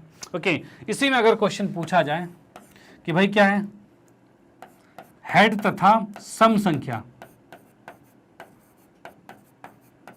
भाई दोनों कॉन्सेप्ट आ गए, हेड भी आ गया और सम संख्या भी आ गया, इस कंडीशन में आंसर क्या आएगा, तो हेड और सम संख्या दोनों चीजें आ गई है, इसका मतलब मैं यहां कह सकता हूं हेड भी होना चाहिए और सम संख्या तथा, मतलब दोनों चीज कंपलसरी है, यानी कि ये वाला आ गया, ये वाला आ गया और ये वाला आ गया। भाई यही 3 तो ऐसे हैं जिसके अंदर हेड भी है और सम संख्या भी है, 3 है, टोटल 12 है। इसकी प्रायिकता की बात की जाए तो भाई यहां पर हम देखेंगे भाई ये आ रहा है 3 और कुल जो है वो 12 है, 3 एकम 3, 3 चौक 12, यानी 1/4 ये आंसर आ चुका है। क्या भाई 1/4 इसका ये आंसर आ चुका है। डन, कोई दिक्कत वाली बात नहीं। तो भाई आप इसका स्क्रीनशॉट लो, क्वेश्चन यहाँ पर मतलब ये वाला कॉन्सेप्ट भी यहाँ पर समाप्त होता है, और इस तरह के कुछ और क्वेश्चन अब क्या करने वाले हैं, क्वेश्चन से डील करने वाले हैं, और क्वेश्चन डील करते हैं और उसमें देखते हैं भाई किस किस टाइप के क्वेश्चन हैं जो कि हमारे पूरे चैप्टर को बिल्कुल कवर करने वाला है। ओके, चलो भाई देखते हैं। तो भाई यहां पर आते हैं सबसे पहले क्वेश्चन पे, और पहला क्वेश्चन क्या कहता है तो इसको देखते हैं। तो भाई पहला क्वेश्चन यहां पर देखा है, निम्नलिखित कथनों को पूरा कीजिए, मतलब ये कुछ बातें हैं, कुछ बातों के साथ साथ हम अपने कॉन्सेप्ट को भी ठीक करेंगे, और वो कैसे, तो यहां देखिए भाई क्वेश्चन में कहा है कि घटना ई की प्रायिकता और घटना ई नहीं की प्रायिकता दोनों का योग कितना होता है। इसका तो फटाफट आंसर दे सकते हो भाई, फटाफट कमेंट कर दीजिए कि भाई इसका आंसर क्या होने वाला है। कि भाई कोई भी आपके पास इवेंट है, यानी कि ई है, घटना है, भाई उस घटना की प्रायिकता और उस घटना के नहीं होने की प्रायिकता दोनों का योग कितना होता है। ओके, भाई आपने कमेंट कर दिया होगा, अगर आता है तो बिल्कुल, और नहीं आता है, नहीं क्यों नहीं आएगा भाई, भाई आना तो जरूरी है, अभी तो बताया था थोड़ी देर पहले, ठीक है। तो भाई अगर आपने वीडियो देखे तो भाई कंफर्म आंसर दिया होगा आपने, और भाई वो आंसर इसका ये है कि भाई इसका आएगा टोटल 1, भाई 1 आने वाला है। भाई कुल प्रायिकता 1 होती है, होने की और नहीं होने की जोड़ देंगे तो। डन, कोई दिक्कत वाली बात नहीं। चलो भाई उसके बाद क्या है, उस घटना की प्रायिकता जो घटित नहीं हो सकती, मतलब ऐसी घटना जो घटित हो ही नहीं सकती, उसे ऐसी घटना को क्या घटना कहलाती है, कौन सी घटना कहलाती है, तो ये क्या होती है, तो भाई ये इम्पॉसिबल इवेंट होते हैं, यानी कि बात कह सकते हैं अनिश्चित, ये आप कह सकते हो अनिश्चित, ये अनिश्चित घटना हो जाएगी, अनिश्चित घटना, कहलाती है। डन भाई, निश्चित है ही नहीं, अनिश्चित है। मतलब क्या कह रहा है, उस घटना की प्रायिकता जो घटित नहीं हो सकती उसे अनिश्चित घटना कहते हैं। डन, चलो भाई ठीक है। उसके बाद उस घटना की प्रायिकता जिसका घटित होना निश्चित है, भाई कहा जा रहा है जिसका घटित होना निश्चित है उसे क्या कहते हैं, तो उसे भाई कहते हैं निश्चित घटना ही कहा जाता है। निश्चित घटना, ठीक है भाई, घटना कहते हैं। और ऐसी घटना को, अच्छा इसमें ये कहा गया है उस घटना की प्रायिकता पूछा गया है। भाई क्वेश्चन क्या है, भाई ऐसी घटना की प्रायिकता जिसका घटित होना निश्चित है। तो अगर मैं प्रायिकता की बात करूं, तो भाई प्रायिकता की बात करें तो ये 100% कन्फर्म, यानी इसकी प्रायिकता 1 होगी। ये भी अभी बताया था थोड़ी देर पहले कि अगर कोई भी घटना है उसके घटित होना निश्चित है, कन्फर्म है। जो मैंने एग्जांपल दिया था, अगर मान लो एक बैग है, उसके अंदर क्या है भाई 10 हरी बॉल है, और आप हाथ डाल के बोलो बॉल निकालो और कहे भाई हरी की प्रायिकता बताओ, तो भाई हरा ही बॉल है, उसमें तो हरी ही निकलेगी। ठीक है, यानी 100% श्योर है भाई, कंफर्म है। तो उसे कहा जाता है क्या, वही उसकी प्रायिकता क्या होती है, तो भाई 1 होती है, क्योंकि वो कंफर्म चीज है। और ऐसी घटना को कहा जाता है निश्चित घटना कही जाती है। भाई क्या चीज कही जाती है, निश्चित और घटना। डन, कोई दिक्कत वाली बात नहीं। चलो भाई, अब उसके बाद नेक्स्ट आते हैं भाई, क्या किसी प्रयोग को सभी प्रारंभिक घटनाओं की प्रायिकता का योग। भाई किसी भी प्रयोग जो होती है उसकी सभी प्रारंभिक घटनाओं की प्रायिकता का योग क्या होता है, तो भाई ये भी अभी करके दिखाया था आपको। ओके भाई, अभी क्या करके दिखाया था, जो हमने पाशा था, पाशे के अंदर हर एक की प्रायिकता निकाली जो 1/6 1/6 1/6 थी। डन, सबको जोड़ा कितना आया था, तो सबको जोड़ने के बाद आंसर आया था 1, यानी इसकी प्रायिकता भी 1 होगी। और ये हर किसी के साथ होता है, कोई भी आप घटना की बात करें उसके सभी प्रारंभिक घटनाओं के प्रायिकता का योग जो होता है वो कितना होता है, 1 होता है। डन, चलो भाई, अब उसके बाद नेक्स्ट है किसी घटना की प्रायिकता से बड़ी या उसके बराबर होती है, और उसके बाद तथा से छोटी या उसके बराबर होती है। भाई किससे बड़ी होती है, तो 0 से बड़ी होती है या उसके बराबर होती है, और 1 से छोटी होती है या उसके बराबर होती है। इसको मैंने लिखवाया था आपके सामने कि भाई कोई भी इवेंट होता है, घटना होती है, वो हमेशा 0 और 1 के बीच में लाई करती है। तो वही बात यहाँ पर लिखी है कि भाई 0 से बड़ी होगी या बराबर होगा, तथा 1 से छोटा होगा या उसके बराबर होगा। डन, तो यही आपसे पूछा गया था और यहाँ पर ये हमारे कॉन्सेप्ट क्लियर हो गए। ओके, तो इस तरह के एमसीक्यूज क्वेश्चंस में भी पूछे जाते हैं और वो आपको पता होना चाहिए, और यहाँ ये कॉन्सेप्ट भी आपके रिवाइज हो गए हैं। डन, अब आते हैं क्वेश्चन पे और वो देखते हैं किस टाइप के। हाँ जी, तो नेक्स्ट हमारे पास है प्रश्न नंबर 2, और दूसरा क्वेश्चन किसके आधार पर है, तो यदि 2 अपक्षपात पूर्ण यानी कि बिना पक्षपात किए हुए, ठीक है, सिक्के एक साथ उछाले जाते हैं, मतलब 2 सिक्के एक साथ उछाले गए हैं, ठीक है भाई, तो निम्न घटनाओं की प्रायिकता क्या थी। अब देखो मुद्दा ये है, क्वेश्चन ये क्यों लिया गया है, तो ये इसलिए लिया गया है, इसके इतने सारे पार्ट इसलिए लिए गए हैं क्योंकि यहाँ पर हम वो क्वेश्चन डिस्कस करने वाले हैं जो 2 सिक्कों के आधार पर मोस्टली आपके एग्जाम में पूछे ही जाते हैं, यानी यही क्वेश्चन आपके मोस्टली पूछे जाते हैं। तो इसको आखिर तक जरूर देखो भाई, तो 2 सिक्के वाले सारे कॉन्सेप्ट खत्म होने वाले हैं। डन, तो यहाँ पर हमने देखा सबसे पहले कि 2 सिक्के अगर उछाले जाए तो उस कंडीशन में कुल संभव परिणाम कितने होंगे। तो भाई मैं यहां पर लिखता हूं, तो भाई हल लिखा हमने, और इस हल के अंदर हमने लिख दिया भाई कुल संभव परिणाम, कुल संभव परिणाम जो हैं वो कितने होंगे। तो भाई कुल संभव परिणाम की बात की जाए तो यहां पर हम कह सकते हैं कि भाई कुल संभव परिणाम जो इसके अंदर आ रहा है वो या फिर दोनों हेड होंगे, या फिर पहला हेड दूसरा टेल होगा, या टेल हेड होगा, या फिर टेल टेल होगा। भाई यही 4 कुल संभव परिणाम होंगे। भाई यही 4 होंगे, लिख देंगे यहाँ पे, तो भाई बिल्कुल लिख देते हैं कि भाई यही 4 आपके संभव परिणाम होंगे, जो कि मैंने लिख दिया 4 है, और इसको यहाँ पर लिख दिया head head, head tail, tail head और टेल टेल, ये कुल संभव परिणाम है। Done done.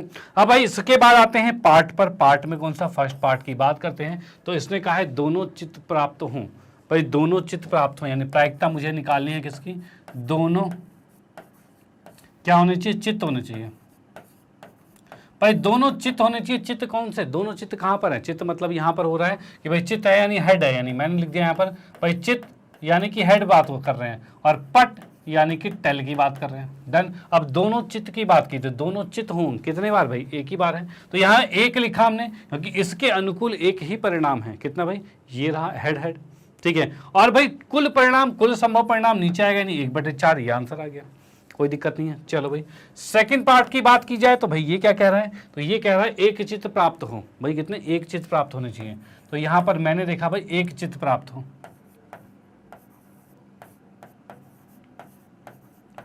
भाई इसमें कहा गया एक चित्त, एक चित्त किस में है भाई, एक चित्त की बात की है। तो एक चित्त किस में दिख रहा है आपको, तो भाई एक और दो, भाई ये दो जिसमें एक चित्त दिख रहा है, बाकी इसमें डबल चित्त है, ठीक है, और इसमें एक भी चित्त नहीं है।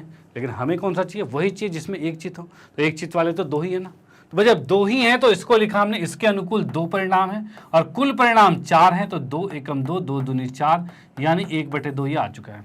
डन, कोई दिक्कत नहीं है। अब इसके बाद आते हैं पार्ट 3 पे। तीसरे पार्ट की बात की जाए तो तीसरा पार्ट क्या हो रहा है, एक पट प्राप्त हो। तो भाई यहां पर लिख दिया हमने एक पट। एक पट की बात की जाए तो एक पट मतलब कि एक टेल चाहिए। अब एक टेल किस में आ रहा है, तो एक टेल की बात की जाए तो वो भी इन दोनों में ही आ रहा है। भाई एक पट यानी एक टेल इन दोनों में ही आ रहा है। भाई इसमें तो डबल टेल है, इसमें एक भी टेल नहीं है। इसने बोला एक ही टेल वाली बात है, तो भाई ये दो हैं, तो इसके अनुकूल परिणाम दो हैं और कुल परिणाम चार होते हैं। तो दो एकम दो, दो दूनी चार, यानी 1/2 आंसर आ गया। ओके, अब इसी पे आते हैं चौथे पार्ट पर। चौथा पार्ट क्या कहते हैं, भाई कम से कम एक चित्त प्राप्त होने चाहिए। तो यहां पर मैंने लिख दिया भाई P कम से कम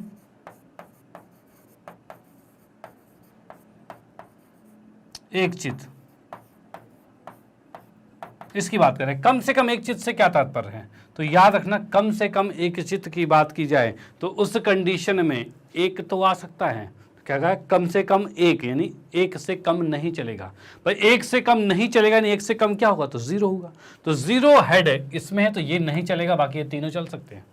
भाई ये तीनों चल सकते हैं, यानी कि मैं इसमें लिख सकता हूं क्या, तो भाई ये आ गया आपके 3, तो 3 लिख दिया और नीचे आएगा कुल, यानी 4 आ जाएगा। ठीक है, इसके साथ साथ मैं इसको थोड़ा सा क्लेरिफाई कर दूं कि आपके समझ में आ जाए। तो यहां पर मैंने लिख दिया है कि भाई ये आपके आ जाएगा हेड हेड, हेड टेल और टेल हेड आएगा। भाई ये 3 पॉसिबिलिटी थी, इसके कारण से 3 आया था। डन, तो यहां पर हमने लिख दिया कम से कम एक चित्त का ये आंसर आ जाएगा। डन, कोई दिक्कत नहीं है। चलो भाई अब आते हैं इसके पांचवें पार्ट पे। पांचवा पार्ट क्या कहता है वो देखते हैं। तो अधिक से अधिक एक चित्त, भाई यहां पर क्या कहा है, पांचवें पार्ट में अधिक से अधिक एक चित्त, अधिक से अधिक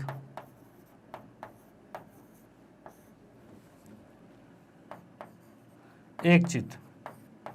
तो इसकी कंडीशन क्या होगी, भाई अधिक से अधिक एक चित्त की अगर मैं बात यहां पर करता हूं तो अधिक से अधिक एक चित्त मतलब एक से ज्यादा चित्त नहीं चलेगा। भाई क्या है, अधिक से अधिक एक चित्त यानी एक से ज्यादा नहीं चलेगा।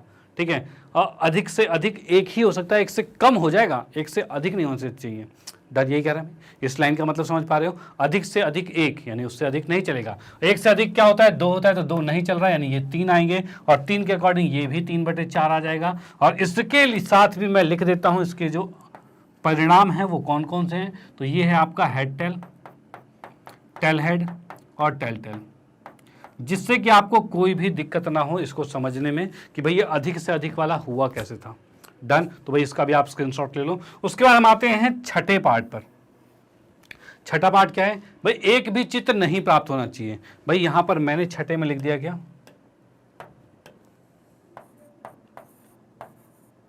एक भी चित्त नहीं,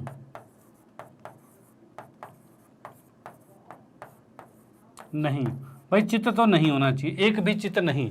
चित्त यानी कि नहीं मतलब क्या है, यानी कि इसमें चित्त दिख रहा है तो ये भी नहीं, ये भी नहीं, ये भी नहीं, तो सिर्फ एक आएगा और एक के लिए क्या हो जाएगा, तो इसके अनुकूल परिणाम 1 है और टोटल 4 है और ये आंसर आ गया। डन, कोई दिक्कत नहीं। तो ये आपके कुल 6 पार्ट करवाए गए हैं जो मोस्टली आपके इसी में से ही क्वेश्चन बनते हैं। ठीक है, तो अगर आपको ये 6 पार्ट आ गए, इसका मतलब अब 2 सिक्कों के आधार पर कोई भी क्वेश्चन आए आपको वो आता होगा। डन, तो भाई आप इसका स्क्रीनशॉट लो, क्वेश्चन ये समाप्त होता है। अब आते हैं नेक्स्ट पर और देखते हैं भाई अगला किस टाइप का क्वेश्चन है।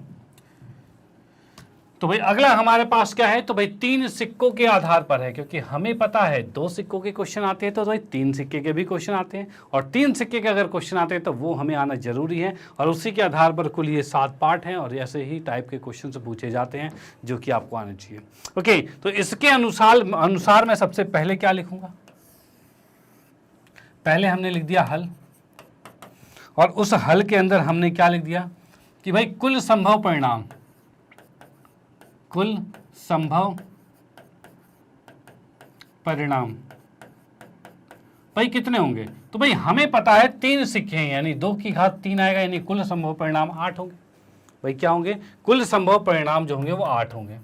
ठीक है भाई, और ये 8 कौन कौन से हैं? तो मैं वो लिख देता हूँ भाई 8। ये 8 कौन कौन से होंगे? तो 8 के लिए हम लिखते थे भाई 1 हेड, 2 हेड, 3 हेड और 4 हेड।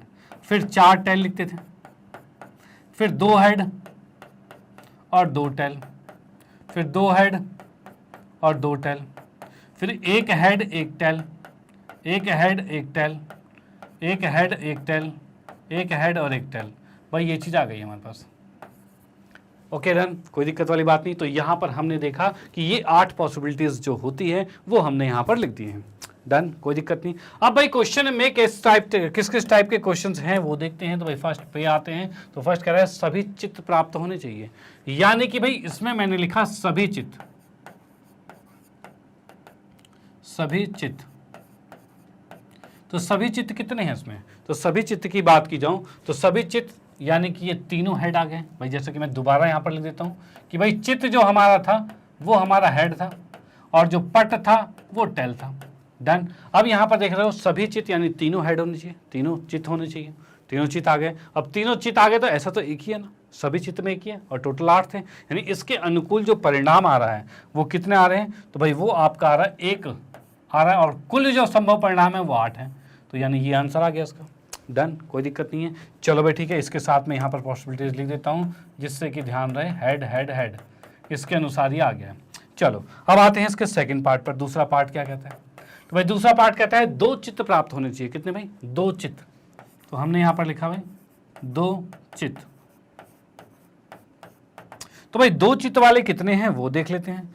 तो भाई 2 चित्त को जब मैं देखने के लिए गया तो यहाँ पर मैंने देखा कि 2 चित्त इसमें हैं और 2 चित्त इसमें हैं और 2 चित्त इसमें हैं, यही 2 चित्त वाले हैं। ठीक है, इसके अलावा 2 चित्त वाले नहीं है। इससे ऊपर कहूँ तो भाई 3 चित्त हो गया, ये एक ही चित्त है, ये इसमें क्या है? एक ही चित्त है। ठीक है, इसमें एक ही है, इसमें एक भी नहीं है, तो हमें चाहिए 2 वाले। तो 2 जब भी कहे तो एग्जैक्ट 2 पे आकर रुकना। ठीक है, यानी 2 ही होने चाहिए, न कम न ज़्यादा। तो यहाँ पर भाई किस तरीके से होगा? तो यहाँ पर हमने देखा इसके अनुकूल 3 परिणाम आ रहे हैं। कितने? 3 आ रहे हैं और टोटल है 8। यह आ गया। और इसके संभव जो ऊपर 3 थे उसको मैं लिख देता हूँ जिससे आपको कोई दिक्कत ना हो। Head head tail, head tell head और फिर टेल हेड हेड। भाई ये चीज़ हो गई है। Done done. अब भाई इसके बाद हम आते हैं थर्ड पार्ट पे। तीसरा पार्ट क्या कहता है? तो तीसरे पार्ट पर जब मैं आया तो तीसरे पार्ट को हम देख पा रहे हैं कि 1 चित्त प्राप्त होना चाहिए। कितना भाई? 1 ही चित्त होना चाहिए। तो भाई इसको भी मैंने यहां पर लिख दिया भाई 1 चित्त है।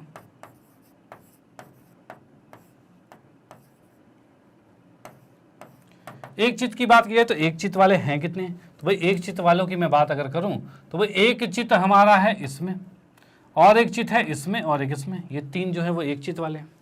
ओके भाई, हम देख पा रहे हैं भाई 1 चित्त की प्रायिकता हमें ज्ञात करनी है। तो 1 चित्त वाले 3 ही, यानी इसके अनुकूल 3 ही परिणाम है। तो हमने यहाँ पर लिखा 3 और कुल आ गया 8 और इसके अनुकूल जो 3 थे उन तीनों के नाम लिखना चाहें तो भाई लिख सकते हैं हेड टेल टेल, भाई टेल हेड टेल और टेल टेल हेड।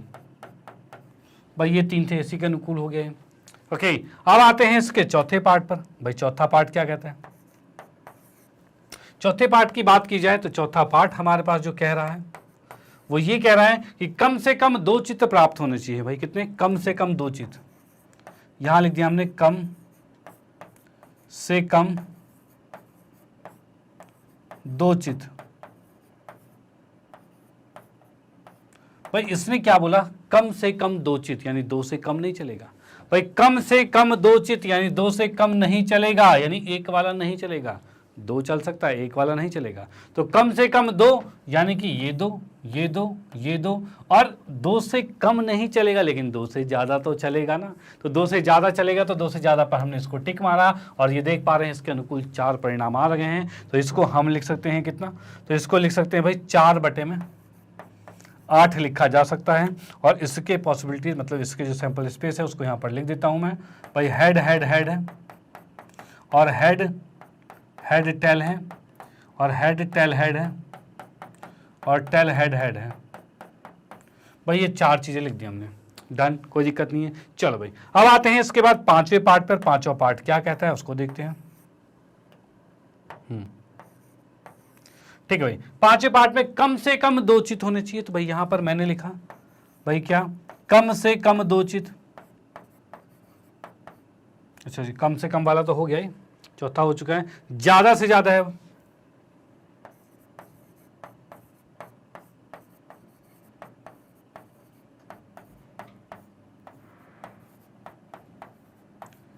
भाई ज्यादा से ज्यादा दो चित की बात करें, भाई ज्यादा से ज्यादा दो चित है उसकी बात करें, तो ज्यादा से ज्यादा दो चित पर अगर मैं आता हूं, यानी कि ये कहना चाह रहा है दो चित ज्यादा से ज्यादा, दो से ज्यादा चित नहीं चलेगा। और दो से ज्यादा कौन सा चित है, तो दो से ज्यादा वाला ये चित है, इसको काट देते हैं। देखो इसमें मोस्टली बच्चे गलतियां ही करते हैं कि ज्यादा से ज्यादा दो चित में दो से ज्यादा वाले को काट दिया, ओके, और जिसमें चित नहीं है उसको भी काट दिया, ठीक है, और ये बाकी के बीच के 6 लिख दिए, तो ये गलत हो जाएगा। क्यों गलत हो जाएगा, क्योंकि इसने कहा था ज़्यादा से ज़्यादा दो चित, ओके, दो से ज़्यादा नहीं चलेगा, लेकिन दो से कम तो चलेगा, यानी एक भी चलेगा और जीरो भी चलेगा, ये याद रखना। यानी कि इसको छोड़कर बाकी सारे, यानी ये सातों आ जाएंगे, ठीक है, उसको छोड़ के बाकी सारे यानी सातों आ जाएंगे, यानी कि ये 7/8 आ जाएगा।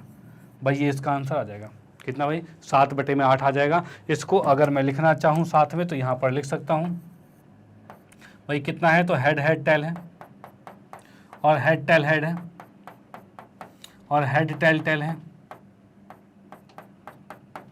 और टेल हेड हेड है, और टेल हेड टेल है, और टेल टेल हेड है, और टेल टेल टेल है। भाई ये चीज़ हमारे पास 1 2 3 4 5 6 7 टोटल 7 हैं, ये 7 पॉसिबिलिटीज हो गई हैं। डन, कोई दिक्कत नहीं है। चलो भाई, तो ये पांचवा पार्ट भी कंप्लीट होता है। अब उसके बाद हम आते हैं छठे पार्ट पर। छठा पार्ट क्या कह रहा है तो वो देखते हैं। भाई कम से कम एक चित्त प्राप्त होने चाहिए। भाई ये क्या है, कम से कम, भाई कम से कम एक चित्त है। भाई कम से कम एक चित्त मतलब एक चित्त से कम नहीं चलेगा, एक चित्त से ज़्यादा ही चलेगा। भाई कम से कम एक चित्त यानी एक हेड तो होना चाहिए, उससे कम यानी 0 हेड वाला नहीं चलेगा। यानी कि हम इसको काटते हैं और बाकी सारे चलेंगे। भाई बाकी सारे चलेंगे क्योंकि कम से कम एक हेड इसने हटाना लिखा है, मतलब एक से कम नहीं चलेगा, यानी तीनों टेल को काट दिया, ठीक है। बाकी सारे आ गए, यानी कि ये भी आपका आ गया 7/8 आ गया। डन, तो ये आपका 7/8 आ चुका है। और इसको भी अगर मैं लिखना चाहूँ तो भाई किस तरीके से लिख सकते हैं, तो यहाँ पर मैंने लिख दिया इसमें भाई तीनों हेड है, फिर क्या है तो भाई हेड हेड टेल है, फिर हेड टेल हेड है, फिर भाई हेड टेल टेल, और उसका टेल हेड हेड, फिर tail head tail, tail tail head है। भाई ये 7 आ गए हैं। डन, कोई दिक्कत नहीं है। चलो भाई, तो आप इसका स्क्रीनशॉट ले सकते हो। उसके बाद हम आते हैं किस पे, छठे पार्ट पे। छठा पार्ट क्या कहता है तो वो देख लेते हैं। तो छठे पार्ट की बात करें तो ये कह रहा है कि भाई कम से कम एक चित्त तो हो गया है, ज़्यादा से ज़्यादा एक चित्त वाला 5वां हो गया था, छठा ये हो गया है। अच्छा छठा तो हो ही गया है। अब आ गए हम 7वें पार्ट पर। भाई अब आ गए हैं किस पे, 7वें पार्ट पे आ गए हैं, ठीक है। 7वां पार्ट क्या कह रहा है, ज़्यादा से ज़्यादा एक चित्त की बात कर रहा है। तो हमने यहाँ पर लिखा ज़्यादा से ज़्यादा एक चित्त। तो भाई ज़्यादा से ज़्यादा एक चित्त की अगर मैं बात करूँ तो ज़्यादा से ज़्यादा एक चित्त, एक से ज़्यादा नहीं चलेगा। एक चित्त से ज़्यादा नहीं चलेगा, यानी दो चित्त वाले नहीं चलेंगे, ठीक है। तो दो चित्त वाले नहीं चलेंगे तो यानी कि ये भी नहीं चल रहा, ये भी नहीं चल रहा, ये भी नहीं चल रहा और ये भी नहीं चल रहा।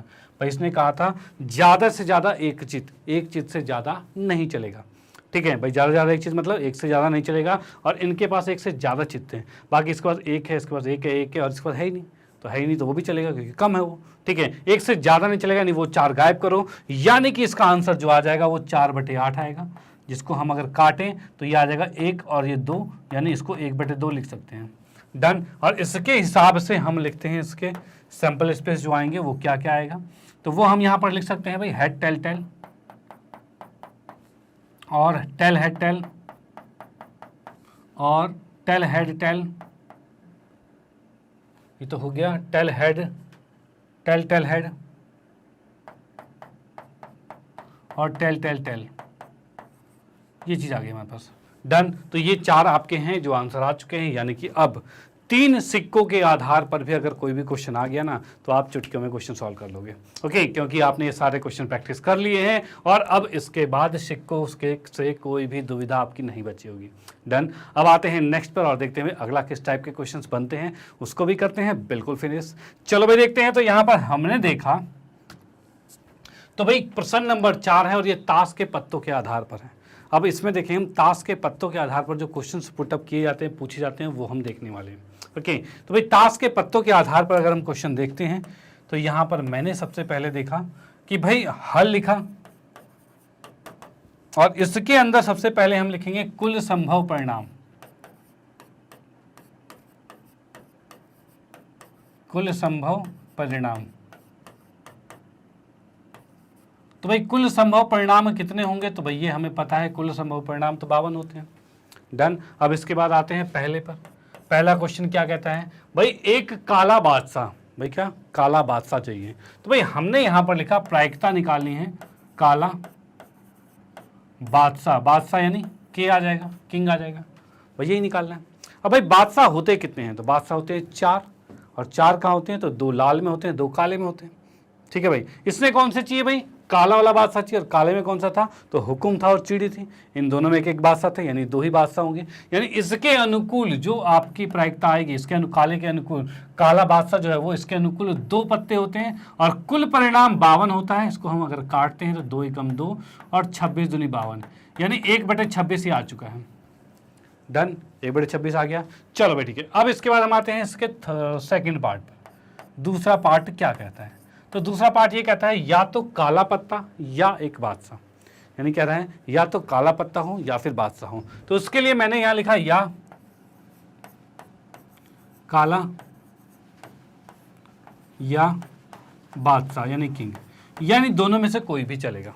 ठीक है ना, दोनों हो जाए तो भी चलेगा, एक दोनों में से एक क्वालिटी, यानी इसमें जब भी या आ जाए ना, या का मतलब ये है इनमें से कोई एक क्वालिटी भी उसमें रहे ना तो उसको भी ले लेंगे। ठीक है, यानी काले पत्ते कितने होते हैं, तो भाई 26 काले पत्ते होते हैं। और किंग कितने होते हैं, तो किंग होते हैं 4। ठीक है भाई, बादशाह 4 होते हैं, लेकिन हमें पता है जो 26 काले पत्ते हमने लिए उसमें 2 किंग भी थे। भाई 2 किंग भी थे उसमें, यानी अब किसी पत्ते को डबल बार थोड़ी ले लेंगे। भाई 2 किंग उस काले में ले चुके हैं, 26 तो हो चुका है। भाई इसकी बात करें 26 काले हैं, उसमें 2 किंग इंक्लूड है और बाकी जो 2 किंग बचे वो तो लाल वाले थे, यानी टोटल 28 हो गए। तो यहाँ पर हम कह सकते हैं भाई ये 28 आएगा और बटे में 52 आएगा। यह आ गया हमारे पास। अब इसको हम अगर काटते हैं तो कितना होगा, तो 4 सत्ते 28 और की बात की जाए तो यहाँ पर 4 एकम 4, 4 तिया 12, यानी कि 7/13 ये आंसर आ गया है या काला या बादशाह का। डन, कोई दिक्कत नहीं है। चलो अब इसके बाद आते हैं थर्ड पार्ट पे। तीसरे पार्ट की बात की जाए तो काला पत्ता तथा एक बादशाह, मतलब काला पत्ता तथा एक बादशाह। तो यहाँ पर हमने देखा भाई यहाँ पर हम बात करें काला, ठीक है, और तथा बादशाह कह रहे हैं, या फिर मैं इसको शॉर्टकट में लिखूं काला तथा किंग। देखो इन दोनों में फर्क क्या है, फर्क क्या आया कि यहाँ पर या लिखा था, यहाँ पर तथा लिखा है। ठीक है, और या तथा के साथ साथ इसकी जगह और भी लिखा था। ठीक है भाई, और लिखा जाए या तथा लिखा जाए, दोनों बातें की है। मतलब इसका मतलब क्या है, इसका मतलब इसका मतलब यह था दोनों में से एक क्वालिटी भी हो तो चलेगा, लेकिन इसका मतलब यह दोनों क्वालिटी होनी चाहिए। यानी काले वाले के अंदर कितने बादशाह होते हैं वो ये पूछना चाह रहे हैं। ये चीज़ याद रखना भाई, काला तथा बादशाह, यानी काला भी होना चाहिए और वो बादशाह भी होना चाहिए। तो ऐसे 2 ही पत्ते होते हैं भाई, काले के अंदर 2 ही बादशाह होते हैं तो वही 2 पत्ते होते हैं। तो हम यहाँ पर लिखेंगे 2/52। डन। अब ये 2 एकम 2 और 2 से 26 काटा 26, यानी 1/26 ये आंसर आ चुका है काला तथा बादशाह का। डन। तो ये थर्ड पार्ट कंप्लीट। और आते हैं फोर्थ पे। भाई चौथा पार्ट क्या कहता है, तो भाई चौथे पार्ट की बात की जाए तो भाई एक गुलाम, बेगम या एक बादशाह। भाई इसमें बोल रहा है एक गुलाम, बेगम या बादशाह, यानी यहाँ पर या वाली कंडीशन चल रही है। यानी प्रायिकता हमें निकालनी है किसकी, जैक, क्वीन या किंग। भाई यहाँ पर या आ गया, मतलब तीनों में से कोई भी हो तो चलेगा। ठीक है, तो भाई जैक कितने होते हैं, तो भाई 4, क्वीन कितनी होती है तो 4, किंग कितने होते हैं 4, तीनों पत्ते 4, यानी 4 तिया 12, और 12 के हिसाब से कितना आ रहा है, 12/52 ही आ रहा है। अब इसको अगर मैं काटता हूं तो भाई 4 तिया 12 और 4 को काटा तो 13, यानी 3/13 ये आंसर आ गया। कोई दिक्कत नहीं है, चौथा पार्ट खत्म। अब इसके बाद आते हैं पांचवें पे। ना तो पान का पत्ता ना ही बादशाह, मतलब ना पान होना चाहिए ना बादशाह होना चाहिए, ये लिखते हैं। ना पान और ना बादशाह। अब देखिए, ना ही पान होना चाहिए, पान कितने होते हैं, तो पान तो होते हैं 13, भाई लाल वाले के अंदर 13 पान होते हैं, डन, चलो ठीक है। और भाई ना पान होना चाहिए ना बादशाह होना चाहिए, बादशाह कितने होते हैं, तो 4 होते हैं, लेकिन हमें पता है पान के अंदर भी एक बादशाह होता है।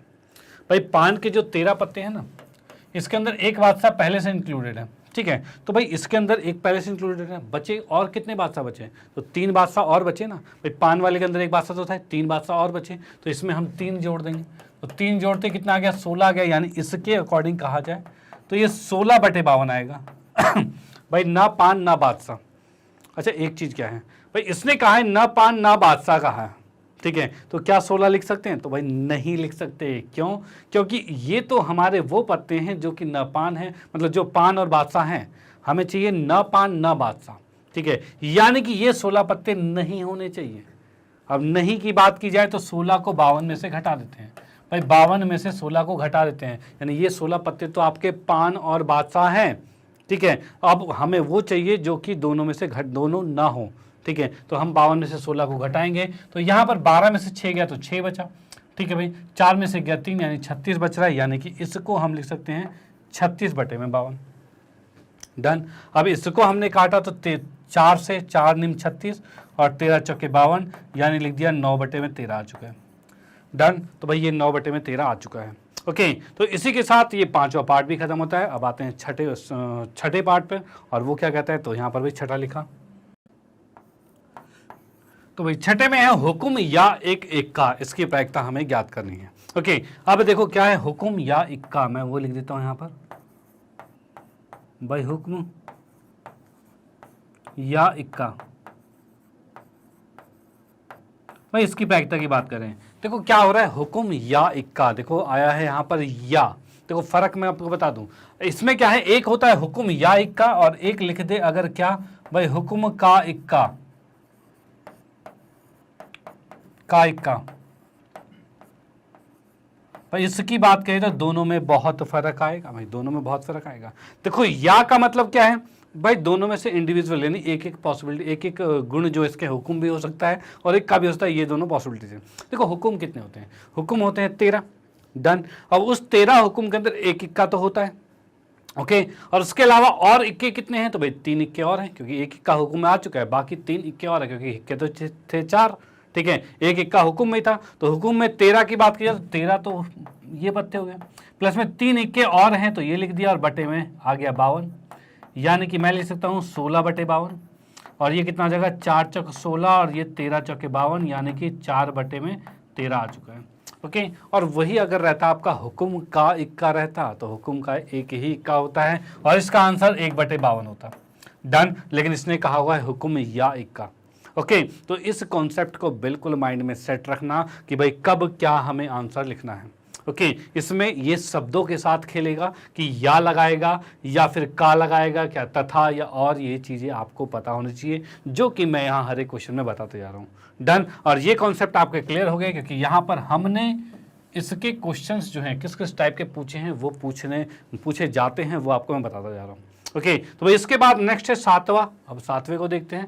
तो 7वें के लिए मैंने इसको इरेज किया और यहाँ पर आते हैं भाई 7वें पे। 7वां है ना इक्का ना बादशाह, यहाँ पर मैंने लिख दिया प्रायिकता निकालनी है 7वें की,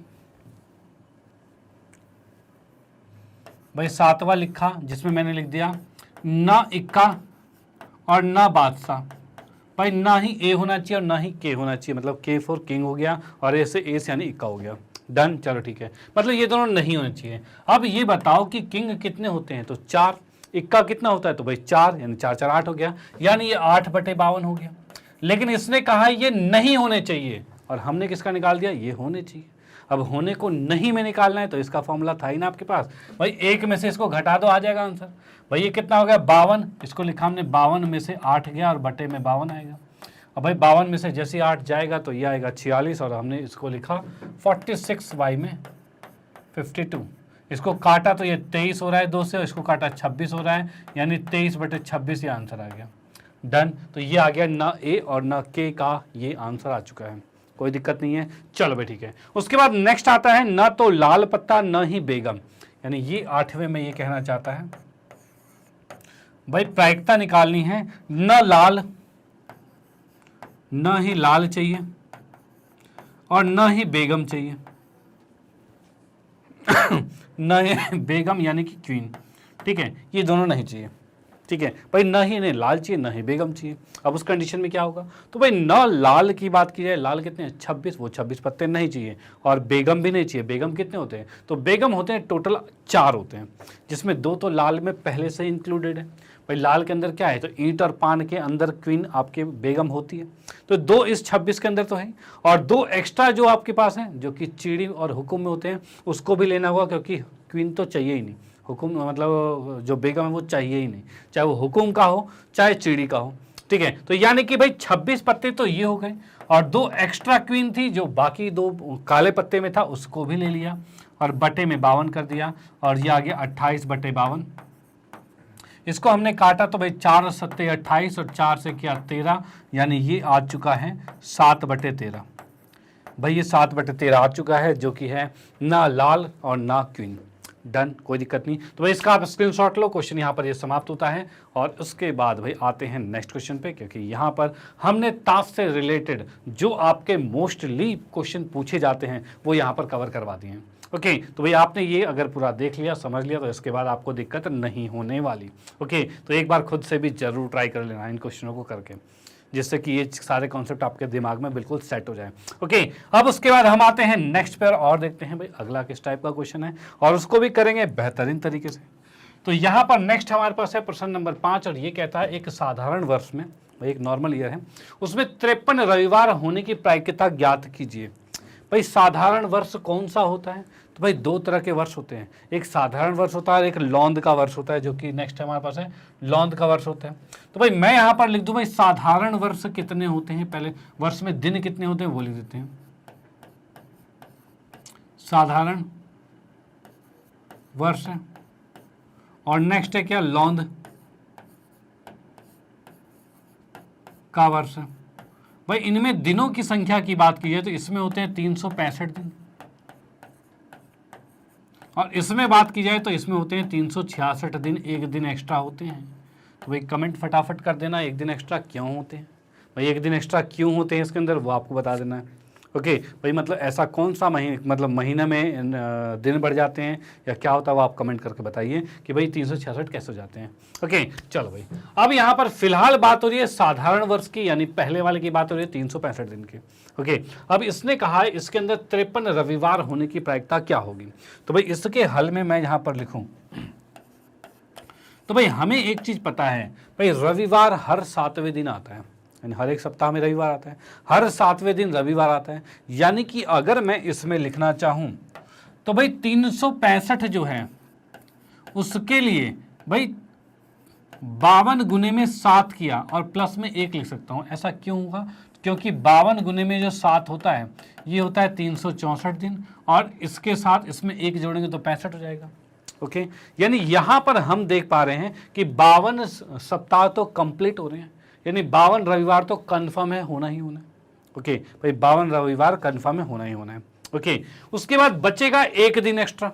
अब वो 1 दिन जो एक्स्ट्रा बचेगा उसके रविवार होने की क्या प्रायिकता है, क्योंकि वही एक डिसाइड करेगा कि वो 53वां रविवार होगा कि नहीं होगा। ओके, तो मैं यहाँ पर देखूं कि ये जो ये आपका 1 दिन जो होगा वो क्या हो सकता है, तो वो सप्ताह के कोई भी दिन हो सकते हैं, यानी कि उसे मैं लिख सकता हूँ वो या फिर संडे होगा, या फिर मंडे होगा, या फिर वो ट्यूसडे होगा। ओके, या फिर उसे वेडनेसडे कह सकते हैं, या फिर वो थर्सडे होगा, या फिर उसे फ्राइडे कह सकते हैं, या फिर वो सैटरडे होगा। भाई ये हो सकता है। डन भाई, ये इन 5 दिन में से कोई एक दिन होने वाला है। डन। अब भाई हमें कौन सा दिन चाहिए इसमें, तो हमें वो वाला दिन चाहिए रविवार, यानी संडे चाहिए। ठीक है, अगर वो दिन ये रविवार हो जाता है, ये रविवार हो जाता है, तब जाकर वो इसका 353वां रविवार बन जाएगा। डन। तो भाई इसके संडे होने की क्या प्रायिकता होगी, तो यहाँ पर आप देख सकते हो कुल कितने दिन हैं 7, उसमें से कौन सा वाला चाहिए, संडे, यानी एक ही चाहिए। भाई एक ही चाहिए, तो एक अगर हमें चाहिए तो उसकी प्रायिकता क्या होगी, तो मैं यहाँ पर लिखूंगा इसके अनुसार 53 रविवार की जो प्रायिकता होगी वो कितनी हो जाएगी? तो भाई ये 1 है और बटे में टोटल आ रहा है जो कि 7 है, और ये इसका आंसर आ गया। और यानी 53 रविवार आने की प्रायिकता जो होगी वो आएगी 1/7। डन, कोई दिक्कत नहीं है। चलो भाई ठीक है, तो ये इसका स्क्रीनशॉट लो, क्वेश्चन यहाँ पर ये समाप्त होता है। अब आते हैं नेक्स्ट पे और देखते हैं भाई अगला किस टाइप का क्वेश्चन है। तो भाई नेक्स्ट क्वेश्चन जो दे रखा है वो कह रहा है भाई एक लौंद के वर्ष में, अब की कौन सा वर्ष? लौंद का वर्ष। तो मैंने यहां पर लिखा लौंद का वर्ष। तो इसकी बात करें लौंद के वर्ष की, तो इसमें होते हैं 366 दिन। और ये लौंद का वर्ष होता कौन सा वर्ष है? तो याद रखना ये वर्ष के अंदर फरवरी में 29 तारीख होती है। और फरवरी में 29 तारीख किस किस वर्ष में होता है? तो वो सारे वर्ष जो 4 से भाग हो जाएं, जो भी वर्ष 4 से भाग हो जाए, जैसे कि आपका है 2016 है, 2020 है, ठीक है। अब 2020 में था, अब की जो आएगा वो 2024 जो आएगा वो भी आपका लौंद का वर्ष यानी लीप ईयर आएगा। इसके अंदर होंगे 366 दिन।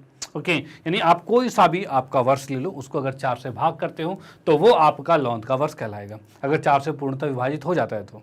ओके, और या फिर अगर सेंचुरी ईयर होगा यानी कि आपके शताब्दी वर्ष होंगे, यानी हम बात करें 2000 है, 1900 है, ये जो शताब्दी वर्ष होते हैं, अगर ऐसे वर्ष आपके सामने हैं तो इसको भाग करना है 400 से, और ये 400 से कंप्लीट भाग हो जाते हैं तो ये आपके लौंद के वर्ष होंगे, अदरवाइज नहीं होंगे। और बाकी उल्टे फुल्टे कोई से भी हों, ठीक है, बिना सेंचुरी वाले, बिना शताब्दी वाले ऐसे वर्ष हो, उनको मात्र 4 से भाग करो, कट जाए तो लौंद का वर्ष, अदरवाइज नहीं है। डन। चलो भाई ये एक इंपॉर्टेंट बात थी जो आपको पता होनी चाहिए नॉर्मली। ओके, अब आते हैं क्वेश्चन पे। इस क्वेश्चन में क्या करना है, इससे कोई लेना देना नहीं था क्वेश्चन में जो अभी हमने पढ़ा है। ओके, ये नॉर्मली नॉलेज के लिए आपको आना चाहिए। अब भाई इसके अंदर क्या है, लौंद के वर्ष में 53 रविवार और 53 सोमवार होने की प्रायिकता क्या होगी, ये हमें देखना है। ओके, तो इसके लिए सबसे पहले मैंने लिखा यहां पर हल।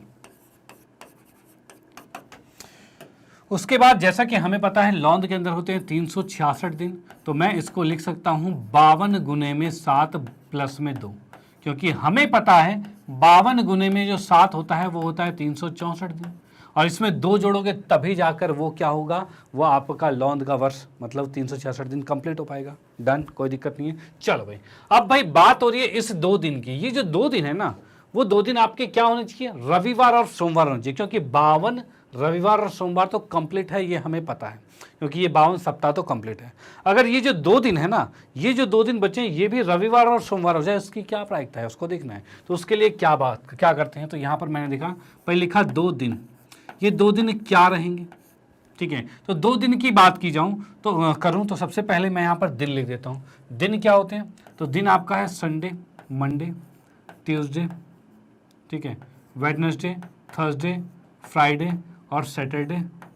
भाई ये चीज़ होता है, कोई दिक्कत वाली बात नहीं। अब देखो जो 2 दिन होंगे वो कौन से होंगे, या फिर वो संडे मंडे होगा, यानी मैं लिख सकता हूँ वो संडे और मंडे होगा, या मंडे ट्यूसडे होगा, या वो मंडे ट्यूसडे होगा, या वो ट्यूसडे वेडनेसडे होगा, ठीक है, या वेडनेसडे और थर्सडे होगा, ठीक है, या फिर थर्सडे और फ्राइडे होगा, या फिर फ्राइडे और सैटरडे होगा, या फिर वो सैटरडे और संडे होगा। भाई ये चीज़ होंगे आपके। भाई जो 2 दिन होंगे वो क्या हो सकते हैं, या फिर संडे मंडे होगा, मंडे ट्यूसडे होगा, Tuesday Wednesday, Wednesday Thursday, Thursday Friday, Friday Saturday, Saturday Sunday, यही होगा। लेकिन हमें क्या चाहिए, रविवार और सोमवार, यानी कि संडे और मंडे चाहिए था, यही दोनों चाहिए। भाई दोनों दिन क्या होने चाहिए, संडे मंडे होने चाहिए, यानी कि हमें चाहिए कौन सा वाला, तो भाई ये वाला चाहिए, क्योंकि इसी में तो संडे मंडे, बाकी में तो नहीं है। तो इसकी प्रायिकता कैसे निकाली जाएगी, तो इसके लिए मैं यहाँ पर लिखता हूँ, भाई प्रायिकता हम निकाल रहे हैं 53 रविवार और 53 सोमवार।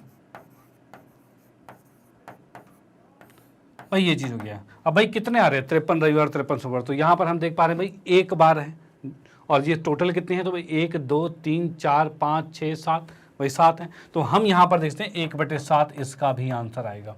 डन। तो भाई इसका भी आंसर 1/7 आ चुका है, आप इसका स्क्रीनशॉट ले लो। क्वेश्चन यहाँ पर समाप्त हो गया। अब इसके बाद आते हैं नेक्स्ट क्वेश्चन पे। भाई इस तरह के क्वेश्चन मोस्टली आपके एग्जाम में आते हैं, इसलिए आपके सामने ये प्रस्तुत है। ओके, तो इसका खुद से भी क्वेश्चन करके जरूर देख लेना कि एग्जाम में कभी गलती ना करो। ओके, तो इसके बाद हम आते हैं नेक्स्ट पे और देखते हैं अगला आपका मोस्ट इंपॉर्टेंट वाला क्वेश्चन कौन सा है। ओके, चलो देखते हैं।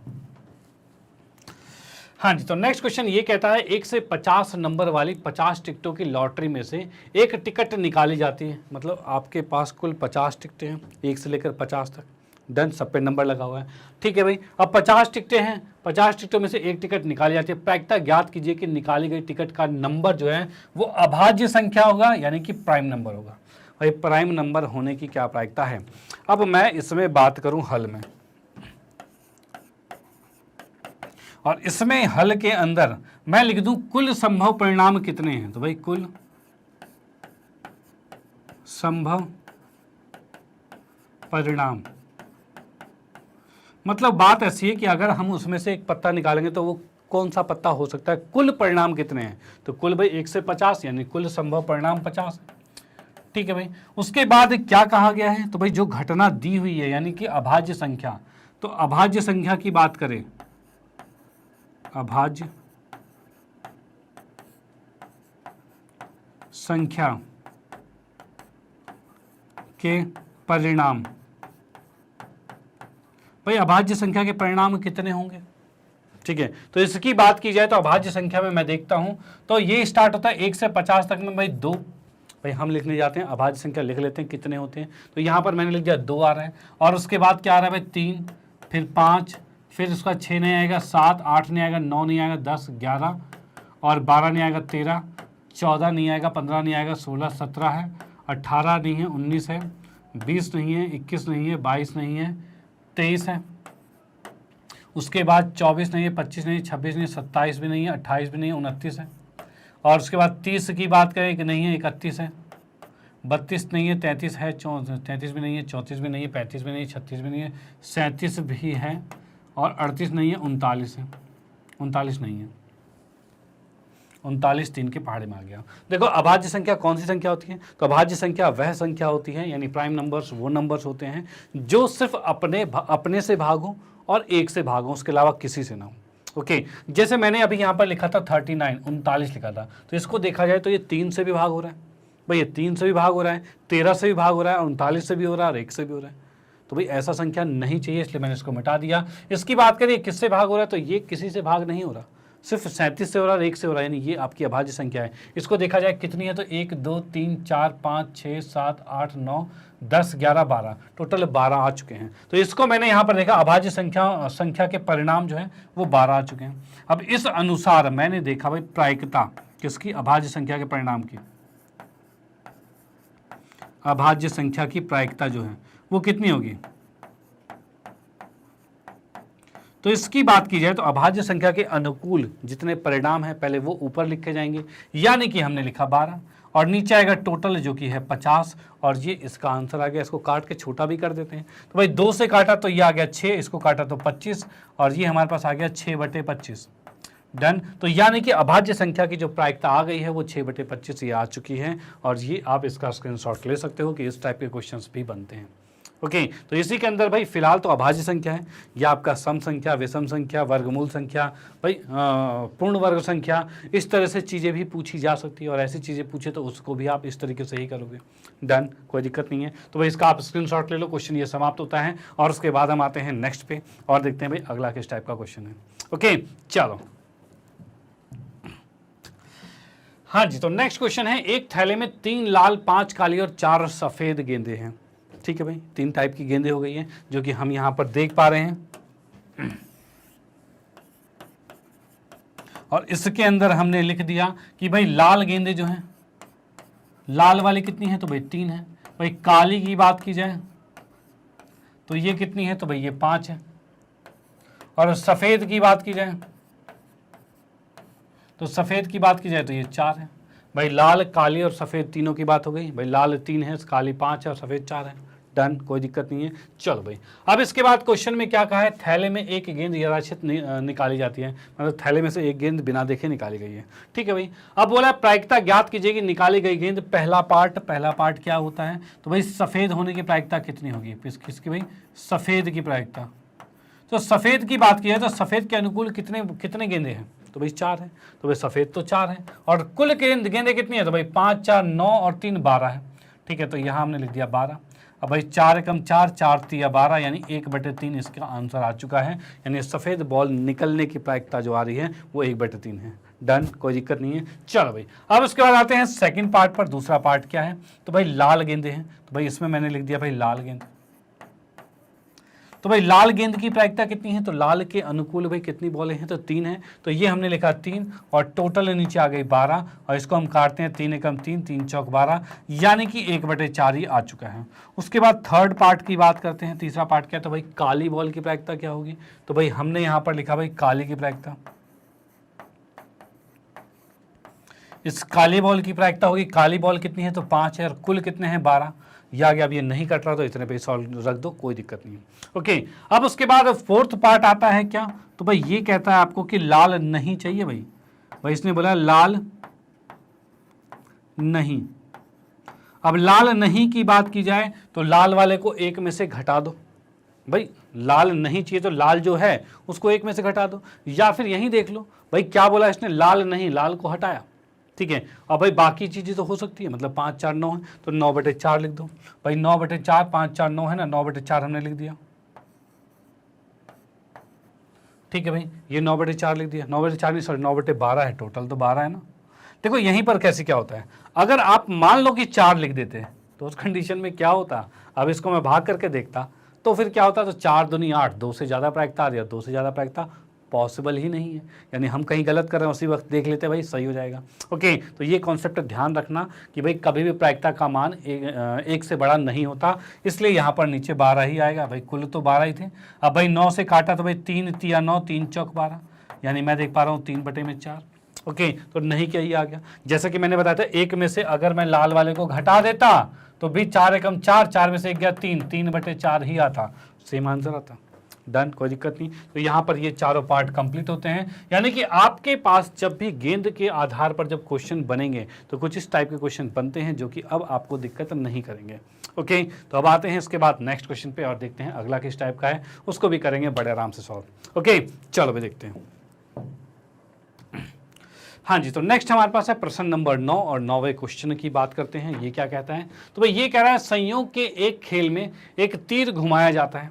भाई एक तीर घुमाया जा रहा है, भाई ये गेम है जिसके अंदर तीर को नॉर्मली घुमा रहा है और ये रोटेट कर रहा है, और ये कहीं भी रुक सकता है, ऐसा नहीं कहीं एक फिक्स जगह रुकेगा, ये कहीं भी रुक सकता है। ठीक है, जो विश्राम में आने के बाद 1 2 3 बढ़ते बढ़ते 12 तक किसी भी एक संख्या की ओर इंगित करता है, जैसा कि चित्र में आप देख सकते हो। उसके बाद क्या, यदि ये सभी परिणाम समप्रायिक हो, मतलब ये सारे परिणाम जो है समप्रायिक, मतलब सबका आने के चांसेस बराबर हों, यानी कि इस 4 पे आ जाए या 3 पे आ जाए या 5 पे आ जाए, किसी पे भी आ जाए, सबके चांसेस बराबर हैं, ऐसा नहीं किसी पे ज़्यादा है, ऐसा नहीं, सब इक्वल हैं। चलो ठीक है, अब इसने ये कहा यदि ये सभी परिणाम समप्रायिक हो तो इसकी क्या प्रायिकता है कि यह 10 को इंगित करेगा। भाई 10 आने की प्रायिकता क्या होगी, तो भाई इसके लिए मैं यहाँ पर लिखता हूँ,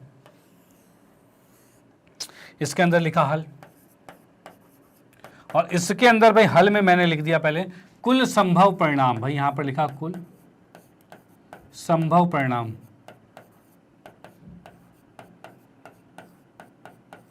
भाई कुल संभव परिणाम कितने हैं, तो भाई कुल संभव परिणाम यहां 12 हैं, तो भाई हमने लिखा 12। डन, कोई दिक्कत नहीं है, भाई 12 आ चुके हैं। उसके बाद नेक्स्ट क्या है, तो नेक्स्ट भाई पहला पार्ट आता है। पहला पार्ट ये है कि भाई 10 इंगित करने की प्रायिकता क्या होगी, यानी 10 आने की प्रायिकता क्या होगी। तो अब मुझे एक बार बता दो कि 10 कितनी बार लिखे हैं यहाँ पे, तो 10 तो एक ही बार लिखा हुआ है, एक ही बार 10 है, तो 10 जब एक ही बार है तो एक बार 10 है, और कुल कितने हैं तो 12, तो 1/12 इसका आंसर आ गया, कोई दिक्कत नहीं है। डन, ठीक है। अब आते हैं सेकंड पे। भाई दूसरा क्या कहता है, एक विषम संख्या इंगित करे। भाई इसने क्या बोला है, विषम संख्या। भाई यहां मैंने लिखा विषम संख्या। भाई विषम संख्या इंगित करने की प्रायिकता क्या होगी, तो विषम संख्या की बात की जाए तो वह संख्या जो 2 से पूर्णतः विभाजित नहीं होती वो विषम होती है, यानी कि 1 3 5 7 9 और 11। भाई ये आपकी विषम संख्या है, कितनी है ये, तो ये हम देख पा रहे 2 2 4 2 6, टोटल 6 आ रही है। डन, तो हमने यहाँ पर 6 लिखा। भाई विषम संख्या के अनुकूल 6 परिणाम है और कुल कितने हैं, तो भाई 12। इसको काटा तो 6 कम 6, 6 दूनी 12 यानी 1/2 आ चुका है, कोई दिक्कत नहीं है। डन, चलो ठीक है। अब इसके बाद हम आते हैं थर्ड पार्ट पे। तीसरा पार्ट क्या कहता है, तो तीसरा पार्ट कह रहा है कि 3 के गुणांक वाली संख्या को इंगित करेगा, मतलब 3 के गुणांक। तो भाई मैंने यहाँ पर लिखा भाई 3 के गुणांक, भाई 3 के गुणांक की बात अगर हम करें यहाँ पर, तो हम यहाँ पर देख पा रहे हैं भाई 3 का गुणांक क्या होता है, तो 3 का पहाड़ा, 3 दूनी 6, 3 तिया 9, 3 चौक 12, यानी कि 3 का गुणांक ये 3 है, दूनी 6, 3 तिया 9 और 3 चौक 12, यही आ रहे हैं। और 3 के गुणांक कितने दिख गए हमें, टोटल 4 दिख गए। अब जब हमें 3 के गुणांक के आधार पर 4 परिणाम हैं, तो हम यहाँ लिखेंगे 4/12। इसको काटा तो 4 कम 4, 4 तिया 12 यानी 1/3 ये आ चुका है, कोई दिक्कत नहीं। डन। अब इसके बाद आते हैं चौथे पार्ट पर। चौथा पार्ट क्या कहता है उसको हम देख लेते हैं। तो चौथा पार्ट कह रहा है एक सम संख्या को इंगित करें। किसको भाई, एक सम संख्या को इंगित करें। तो सम संख्या की हम बात करते हैं तो यहाँ पर क्या है, 2 4 6 8 10 और 12। भाई वह संख्या जो 2 से पूर्णतः विभाजित होती है उसे सम संख्या कहते हैं। तो उसके अनुसार हम यहाँ देख पा रहे हैं 2 4 6 8 10 12 यानी ये कुल कितनी है, तो 6 संख्याएं जो हैं जो सम संख्याएं हैं। तो हमने यहाँ पर लिखा भाई क्या, भाई सम संख्या, सम संख्या, ठीक है। इसकी प्रायिकता कितनी है, तो भाई ये 6 है और नीचे 12 आ गया। इसको काटा 6 कम 6, 6 दूनी 12 यानी 1/2 आ चुका है। डन। इसी के साथ ये क्वेश्चन यहाँ पर समाप्त होता है। यानी इस टाइप के क्वेश्चंस भी अगर बनते हैं तो उसको भी चुटकी में आप सॉल्व कर दोगे। डन। अब आते हैं नेक्स्ट क्वेश्चन पे और देखते हैं भाई अगला किस टाइप का है, उसको भी करते हैं बड़े आराम से। ओके चलो देखते हैं। हाँ जी, तो नेक्स्ट क्वेश्चन ये आता है हमारे पास जो कि कह रहा है 3 7 9 त्रिज्या वाले 3 संकेंद्रित वृत्तों पर एक लक्ष्य टारगेट है। भाई इसके ऊपर एक टारगेट है, ठीक है भाई। अब इसने ये कहा है कि एक डर्ट जो है फेंका जाता है, मतलब एक जो तीर जैसा होता है वो फेंका जाता है इस पर, ठीक है भाई। अब ये कह रहा है जो लक्ष्य पर गिरता है डार्ट छायांकित क्षेत्र में गिरने की क्या प्रायिकता है। अब देखो इसमें क्या चीज़ है भाई, यहाँ पर मैं आपको बताऊँ कि भाई ये जो आपको दिख रहा है छोटा वाला, ठीक है, ये है 3, ठीक है। इसके बाद मैं बात करूं भाई इससे बड़ा वाला, यानी कि ये B की बात करूं, ये जो है ये 7 है। इससे बड़े की अगर मैं बात करूं तो ये वाला, ये कितना है, तो भाई 9 है, भाई ये 9 है। डन। और इसमें जो शेडेड रीजन है, मतलब कि जो छायांकित क्षेत्र है जो कि हम यहां पर देख पा रहे हैं, भाई ये वाला छायांकित क्षेत्र है भाई ये छायांकित क्षेत्र है, इसका क्षेत्रफल हमें निकालना है अब भाई इसका क्षेत्रफल कैसे निकलेगा, तो इसका देखो एक चीज़ क्या है, जब हम इस पे अगर कोई भी डर्ट यानी कि वो तीर फेंकेंगे इस पे, तो भाई वो कहीं भी गिर सकता है यानी इसका जो कुल संभव परिणाम होगा वो पूरे बड़े वाले का क्षेत्रफल होगा। डन। और उसके बाद हमें इस वाले जो बीच वाला जो मैंने देखा जो छायांकित है इसका क्षेत्रफल निकालेंगे, यहाँ पर गिरना चाहिए, ठीक है। तो उसको हम ऊपर रखेंगे और जो टोटल है उसे नीचे लिखेंगे। तो यहां पर हम लिखते हैं भाई क्या, तो यहां पर मैंने लिखा हल, और इसमें लिख देंगे यहां पर भाई 3 त्रिज्याएं जो है माना भाई R जो है R1 जो है वो 3 है, R2 जो है वो 7 है और R3 जो है वो 9 है, ठीक है भाई, ये तीनों त्रिज्याएं हैं। अब यहां पर देखेंगे भाई कुल संभव परिणाम जो होगा, मतलब कहां कहां ये गिर सकता है, कुल संभव परिणाम, तो भाई वो जो होगा कुल संभव परिणाम ये तो भाई पूरे का क्षेत्रफल होगा। और पूरे के लिए भाई बड़ा वाला कितना है, 9 है। तो भाई पूरे के लिए बात की जाए तो त्रिज्या 9 है, यानी मैं लिखूंगा पाई R3 का स्क्वायर आएगा, ठीक है भाई, पाई R3 का स्क्वायर हो जाएगा। डन। अब भाई इसको अगर हम सॉल्व करते हैं तो पाई का मान है 22/7 और R3 की बात की जाए तो भाई 9 है, तो भाई इसको लिखेंगे 9 गुने में 9 लिख देंगे। अच्छा इस पाई को भी मैं रहने देता हूँ भाई, ये पाई को रहने दिया, इस पाई में ही आंसर कर देते हैं। ओके तो ये हमारे पास सेंटीमीटर में था, यानी कुल संभव परिणाम जो आ गया वो 81 पाई आ गया। डन। 81 पाई सेंटीमीटर स्क्वायर आ गया, यानी कुल क्षेत्रफल जहां पर वो डर्ट जो है या फिर तीर जो है वो गिर सकता है। डन। अब भाई नेक्स्ट हमें छायांकित क्षेत्रफल, यानी कि हम देखेंगे भाई इसमें हम देखेंगे भाई डर्ट फेंका जाता है जो लक्ष्य पर गिरता है, डर्ट छायांकित क्षेत्र, भाई यहाँ पर मैंने लिखा छायांकित क्षेत्रफल, छायांकित क्षेत्रफल। और भाई छायांकित क्षेत्रफल कितना है, तो छायांकित क्षेत्रफल की अगर बात की जाए तो भाई ये छायांकित क्षेत्रफल हमारा जो आ रहा है वो कैसे निकलेगा, तो भाई ये जो आपके पास 7 वाला है, 7 वाला जो वृत्त है यानी ये बीच वाला वृत्त है, ठीक है, और जो छोटा वाला वृत्त है, अगर हम बीच वाले में से छोटे वाले को घटा दें यानी 7 वाले में से 3 वाले को घटा दें, ठीक है, तो हमारा आ जाएगा। तो उसके लिए क्या चीज़ होगा, तो भाई मैं यहाँ पर लिखूंगा छायांकित क्षेत्रफल के लिए ये आएगा पाई r2 का स्क्वायर माइनस में पाई r1 का स्क्वायर, इससे आएगा। अब इसको अगर मैं सॉल्व करता हूं तो पाई कॉमन ले लिया, r2 कितना है तो भाई 7 है, r1 कितना है तो 3 है, ये कर दिया भाई पाई तो ठीक है, 7 की बात की जाए तो 49 है, 3 की बात की जाए तो 9 है, भाई 49 में से 9 गया तो 40 आएगा, ठीक है, और यहाँ पर इसको लिख दिया भाई 40 पाई, भाई ये चीज़ आ गया 40 पाई आ गया। अब हमें ज्ञात करना है प्रायिकता कि जो डर्ट है वो छायांकित में गिरे, छायांकित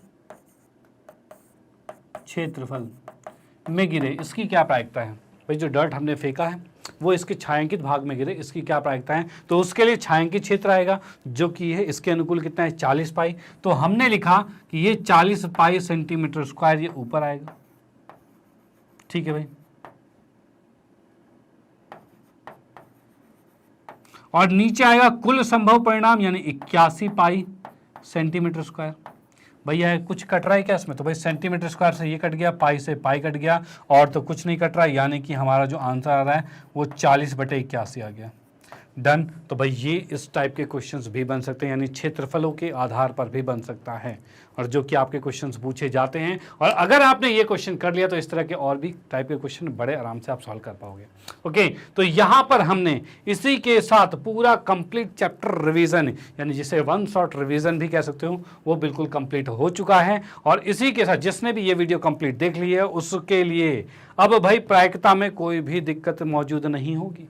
ओके, हर चीज़ बिल्कुल बेसिक से हमने बिल्कुल कंप्लीट कर दिया है, सारे कॉन्सेप्ट को कंप्लीट किया, और सारे उससे रिलेटेड जितने भी आपके मोस्ट इंपॉर्टेंट क्वेश्चन आपके एग्जाम के पॉइंट ऑफ व्यू से बनते हैं उनको भी हमने यहाँ पर डिस्कस कर लिए हैं।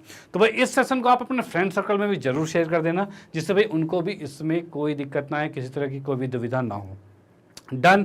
चलो भाई ठीक है। इसके बाद फाइनली मैं आपको बताना चाहता हूं मैग्नेट ब्रेन के बारे में। तो जैसा कि आप लोगों को पता ही है, मैग्नेट ब्रेन एक ऐसा प्लेटफॉर्म है जो आपको प्रोवाइड करता है केजी से लेकर 12 क्लास तक के सभी विषयों के कंप्लीट वीडियो कोर्स, और वो भी फ्री ऑफ कॉस्ट। ऐसा नहीं कि भाई 1-2 चैप्टर फ्री उसके बाद पैसा, तो भाई ऐसा यहाँ पर कुछ नहीं है। यहाँ पर हर चीज़ बिल्कुल बेस्ट क्वालिटी में कंप्लीट कोर्स मिलता है। ओके, और इंग्लिश मीडियम में जैसा मैंने बताया कि केजी से 12 क्लास तक, हिंदी मीडियम की बात की जाए तो 7वीं से 12वीं कक्षा तक के सभी विषय वो भी अवेलेबल हैं फ्री ऑफ कॉस्ट। साथ ही साथ कॉम्पिटेटिव लेवल के एग्जाम के प्रिपरेशन भी हैं, जैसे कि भाई एनटीएससी, ओलंपियाड, सीयूटी, इनकी कॉम्पिटिशन लेवल की प्रिपरेशन भी करवाई जाती है। साथ ही साथ स्पोकन इंग्लिश है वो भी क्लियर करवाया जाता है, मतलब उसकी भी सारी क्लासेस चलती है, और यूपी बोर्ड, बिहार बोर्ड की भी स्पेशल क्लासेस चल रही है। बैंकिंग की, जेआईबी, सीआईबी, इस तरह के कॉम्पिटेटिव लेवल के एग्जाम की प्रिपरेशन भी आपको यहाँ पर करवाई जाती है। तो भाई आपके जान पहचान में, आपके दोस्त में, या आपके फैमिली में, फ्रेंड सर्कल में कोई भी अगर इनमें से किसी भी कोर्स के रिलेट करता है तो उनको आप सजेस्ट कर सकते हैं कि वो यहाँ आए, और यहाँ पर वो अपनी पूरी पढ़ाई वो भी 100% फ्री और हाई क्वालिटी एजुकेशन के साथ कंप्लीट कर सकता है। ओके, तो यहाँ पर उससे बहुत सारी सुविधाएं मिलने वाली, तो भाई जरूर सजेस्ट करना। और उसके बाद जैसे कि मैं आपको बताऊं कि आप हमारे साथ यूट्यूब पर जुड़े हो, तो आप हमारे साथ फेसबुक, इंस्टाग्राम, ट्विटर, टेलीग्राम पर भी जुड़ सकते हो। यहाँ भी आपको बहुत सी इंफॉर्मेटिव चीज़ें मिलती रहेंगी। ओके, और मोस्ट इंपॉर्टेंट चीज़, आप हमारी वेबसाइट के साथ जुड़ सकते हो, और वेबसाइट के साथ साथ मोबाइल एप्लीकेशन के साथ। और ये आपके लिए बहुत ही ज़्यादा इंपॉर्टेंट है, क्योंकि यहाँ पर आपको मिलता है कंप्लीट वीडियो, वो भी बिल्कुल अरेंज और सिस्टमैटिक तरीके से। यानी आपको आप जिस भी कक्षा में हो, जिस भी कक्षा, जैसे कि आप हो कक्षा 10वीं में, ठीक है, और आप चाहते हो अपने पूरे कोर्स को बिल्कुल स्टडी करना, है ना, कोई रुकावट नहीं, हर चीज़ बिल्कुल अरेंज और सिस्टमैटिक तरीके से, तो आप जैसे इस वेबसाइट पर आते हो तो आप सबसे पहले चुनोगे वहाँ पर क्या, हिंदी मीडियम चुनोगे। ओके, और हिंदी मीडियम चुनने के बाद फिर आओगे, फिर उसके अंदर जहाँ आते हो जैसे कि 10वीं कक्षा तो 10वीं कक्षा को चुन लेना, उसके बाद गणित विषय पढ़ना है तो गणित को चुन लेना, उसके बाद सारे चैप्टर्स आपके सामने आ जाएंगे, उसके बाद सब चैप्टर्स के अलग अलग फॉर्मेट मिल जाएंगे, जैसे कि भाई हर एक चैप्टर में आपको मिलेगा सबसे पहले उस चैप्टर का एक कॉन्सेप्ट वीडियो, उसके बाद पूरे एनसीईआरटी का सॉल्यूशन मिलेगा, उसके बाद मिलेगा भाई मोस्ट इंपॉर्टेंट क्वेश्चन जो आपके एग्जाम के पॉइंट ऑफ व्यू से हैं, उसके बाद मिलते हैं एमसीक्यूज यानी बहुविकल्प प्रश्न भी मिलते हैं, ओके और भी उसके बाद भाई वन शॉट रिवीजन मिल जाएगा, और उसके बाद टेस्ट पेपर, सैम्पल पेपर, यानी बहुत सारी चीज़ें मिलने वाली है। तो भाई आप बिल्कुल भी दिक्कत महसूस ना कीजिए, हर चीज़ यहाँ पर वो बेस्ट क्वालिटी में आपको प्रोवाइड करवाई जा रही है।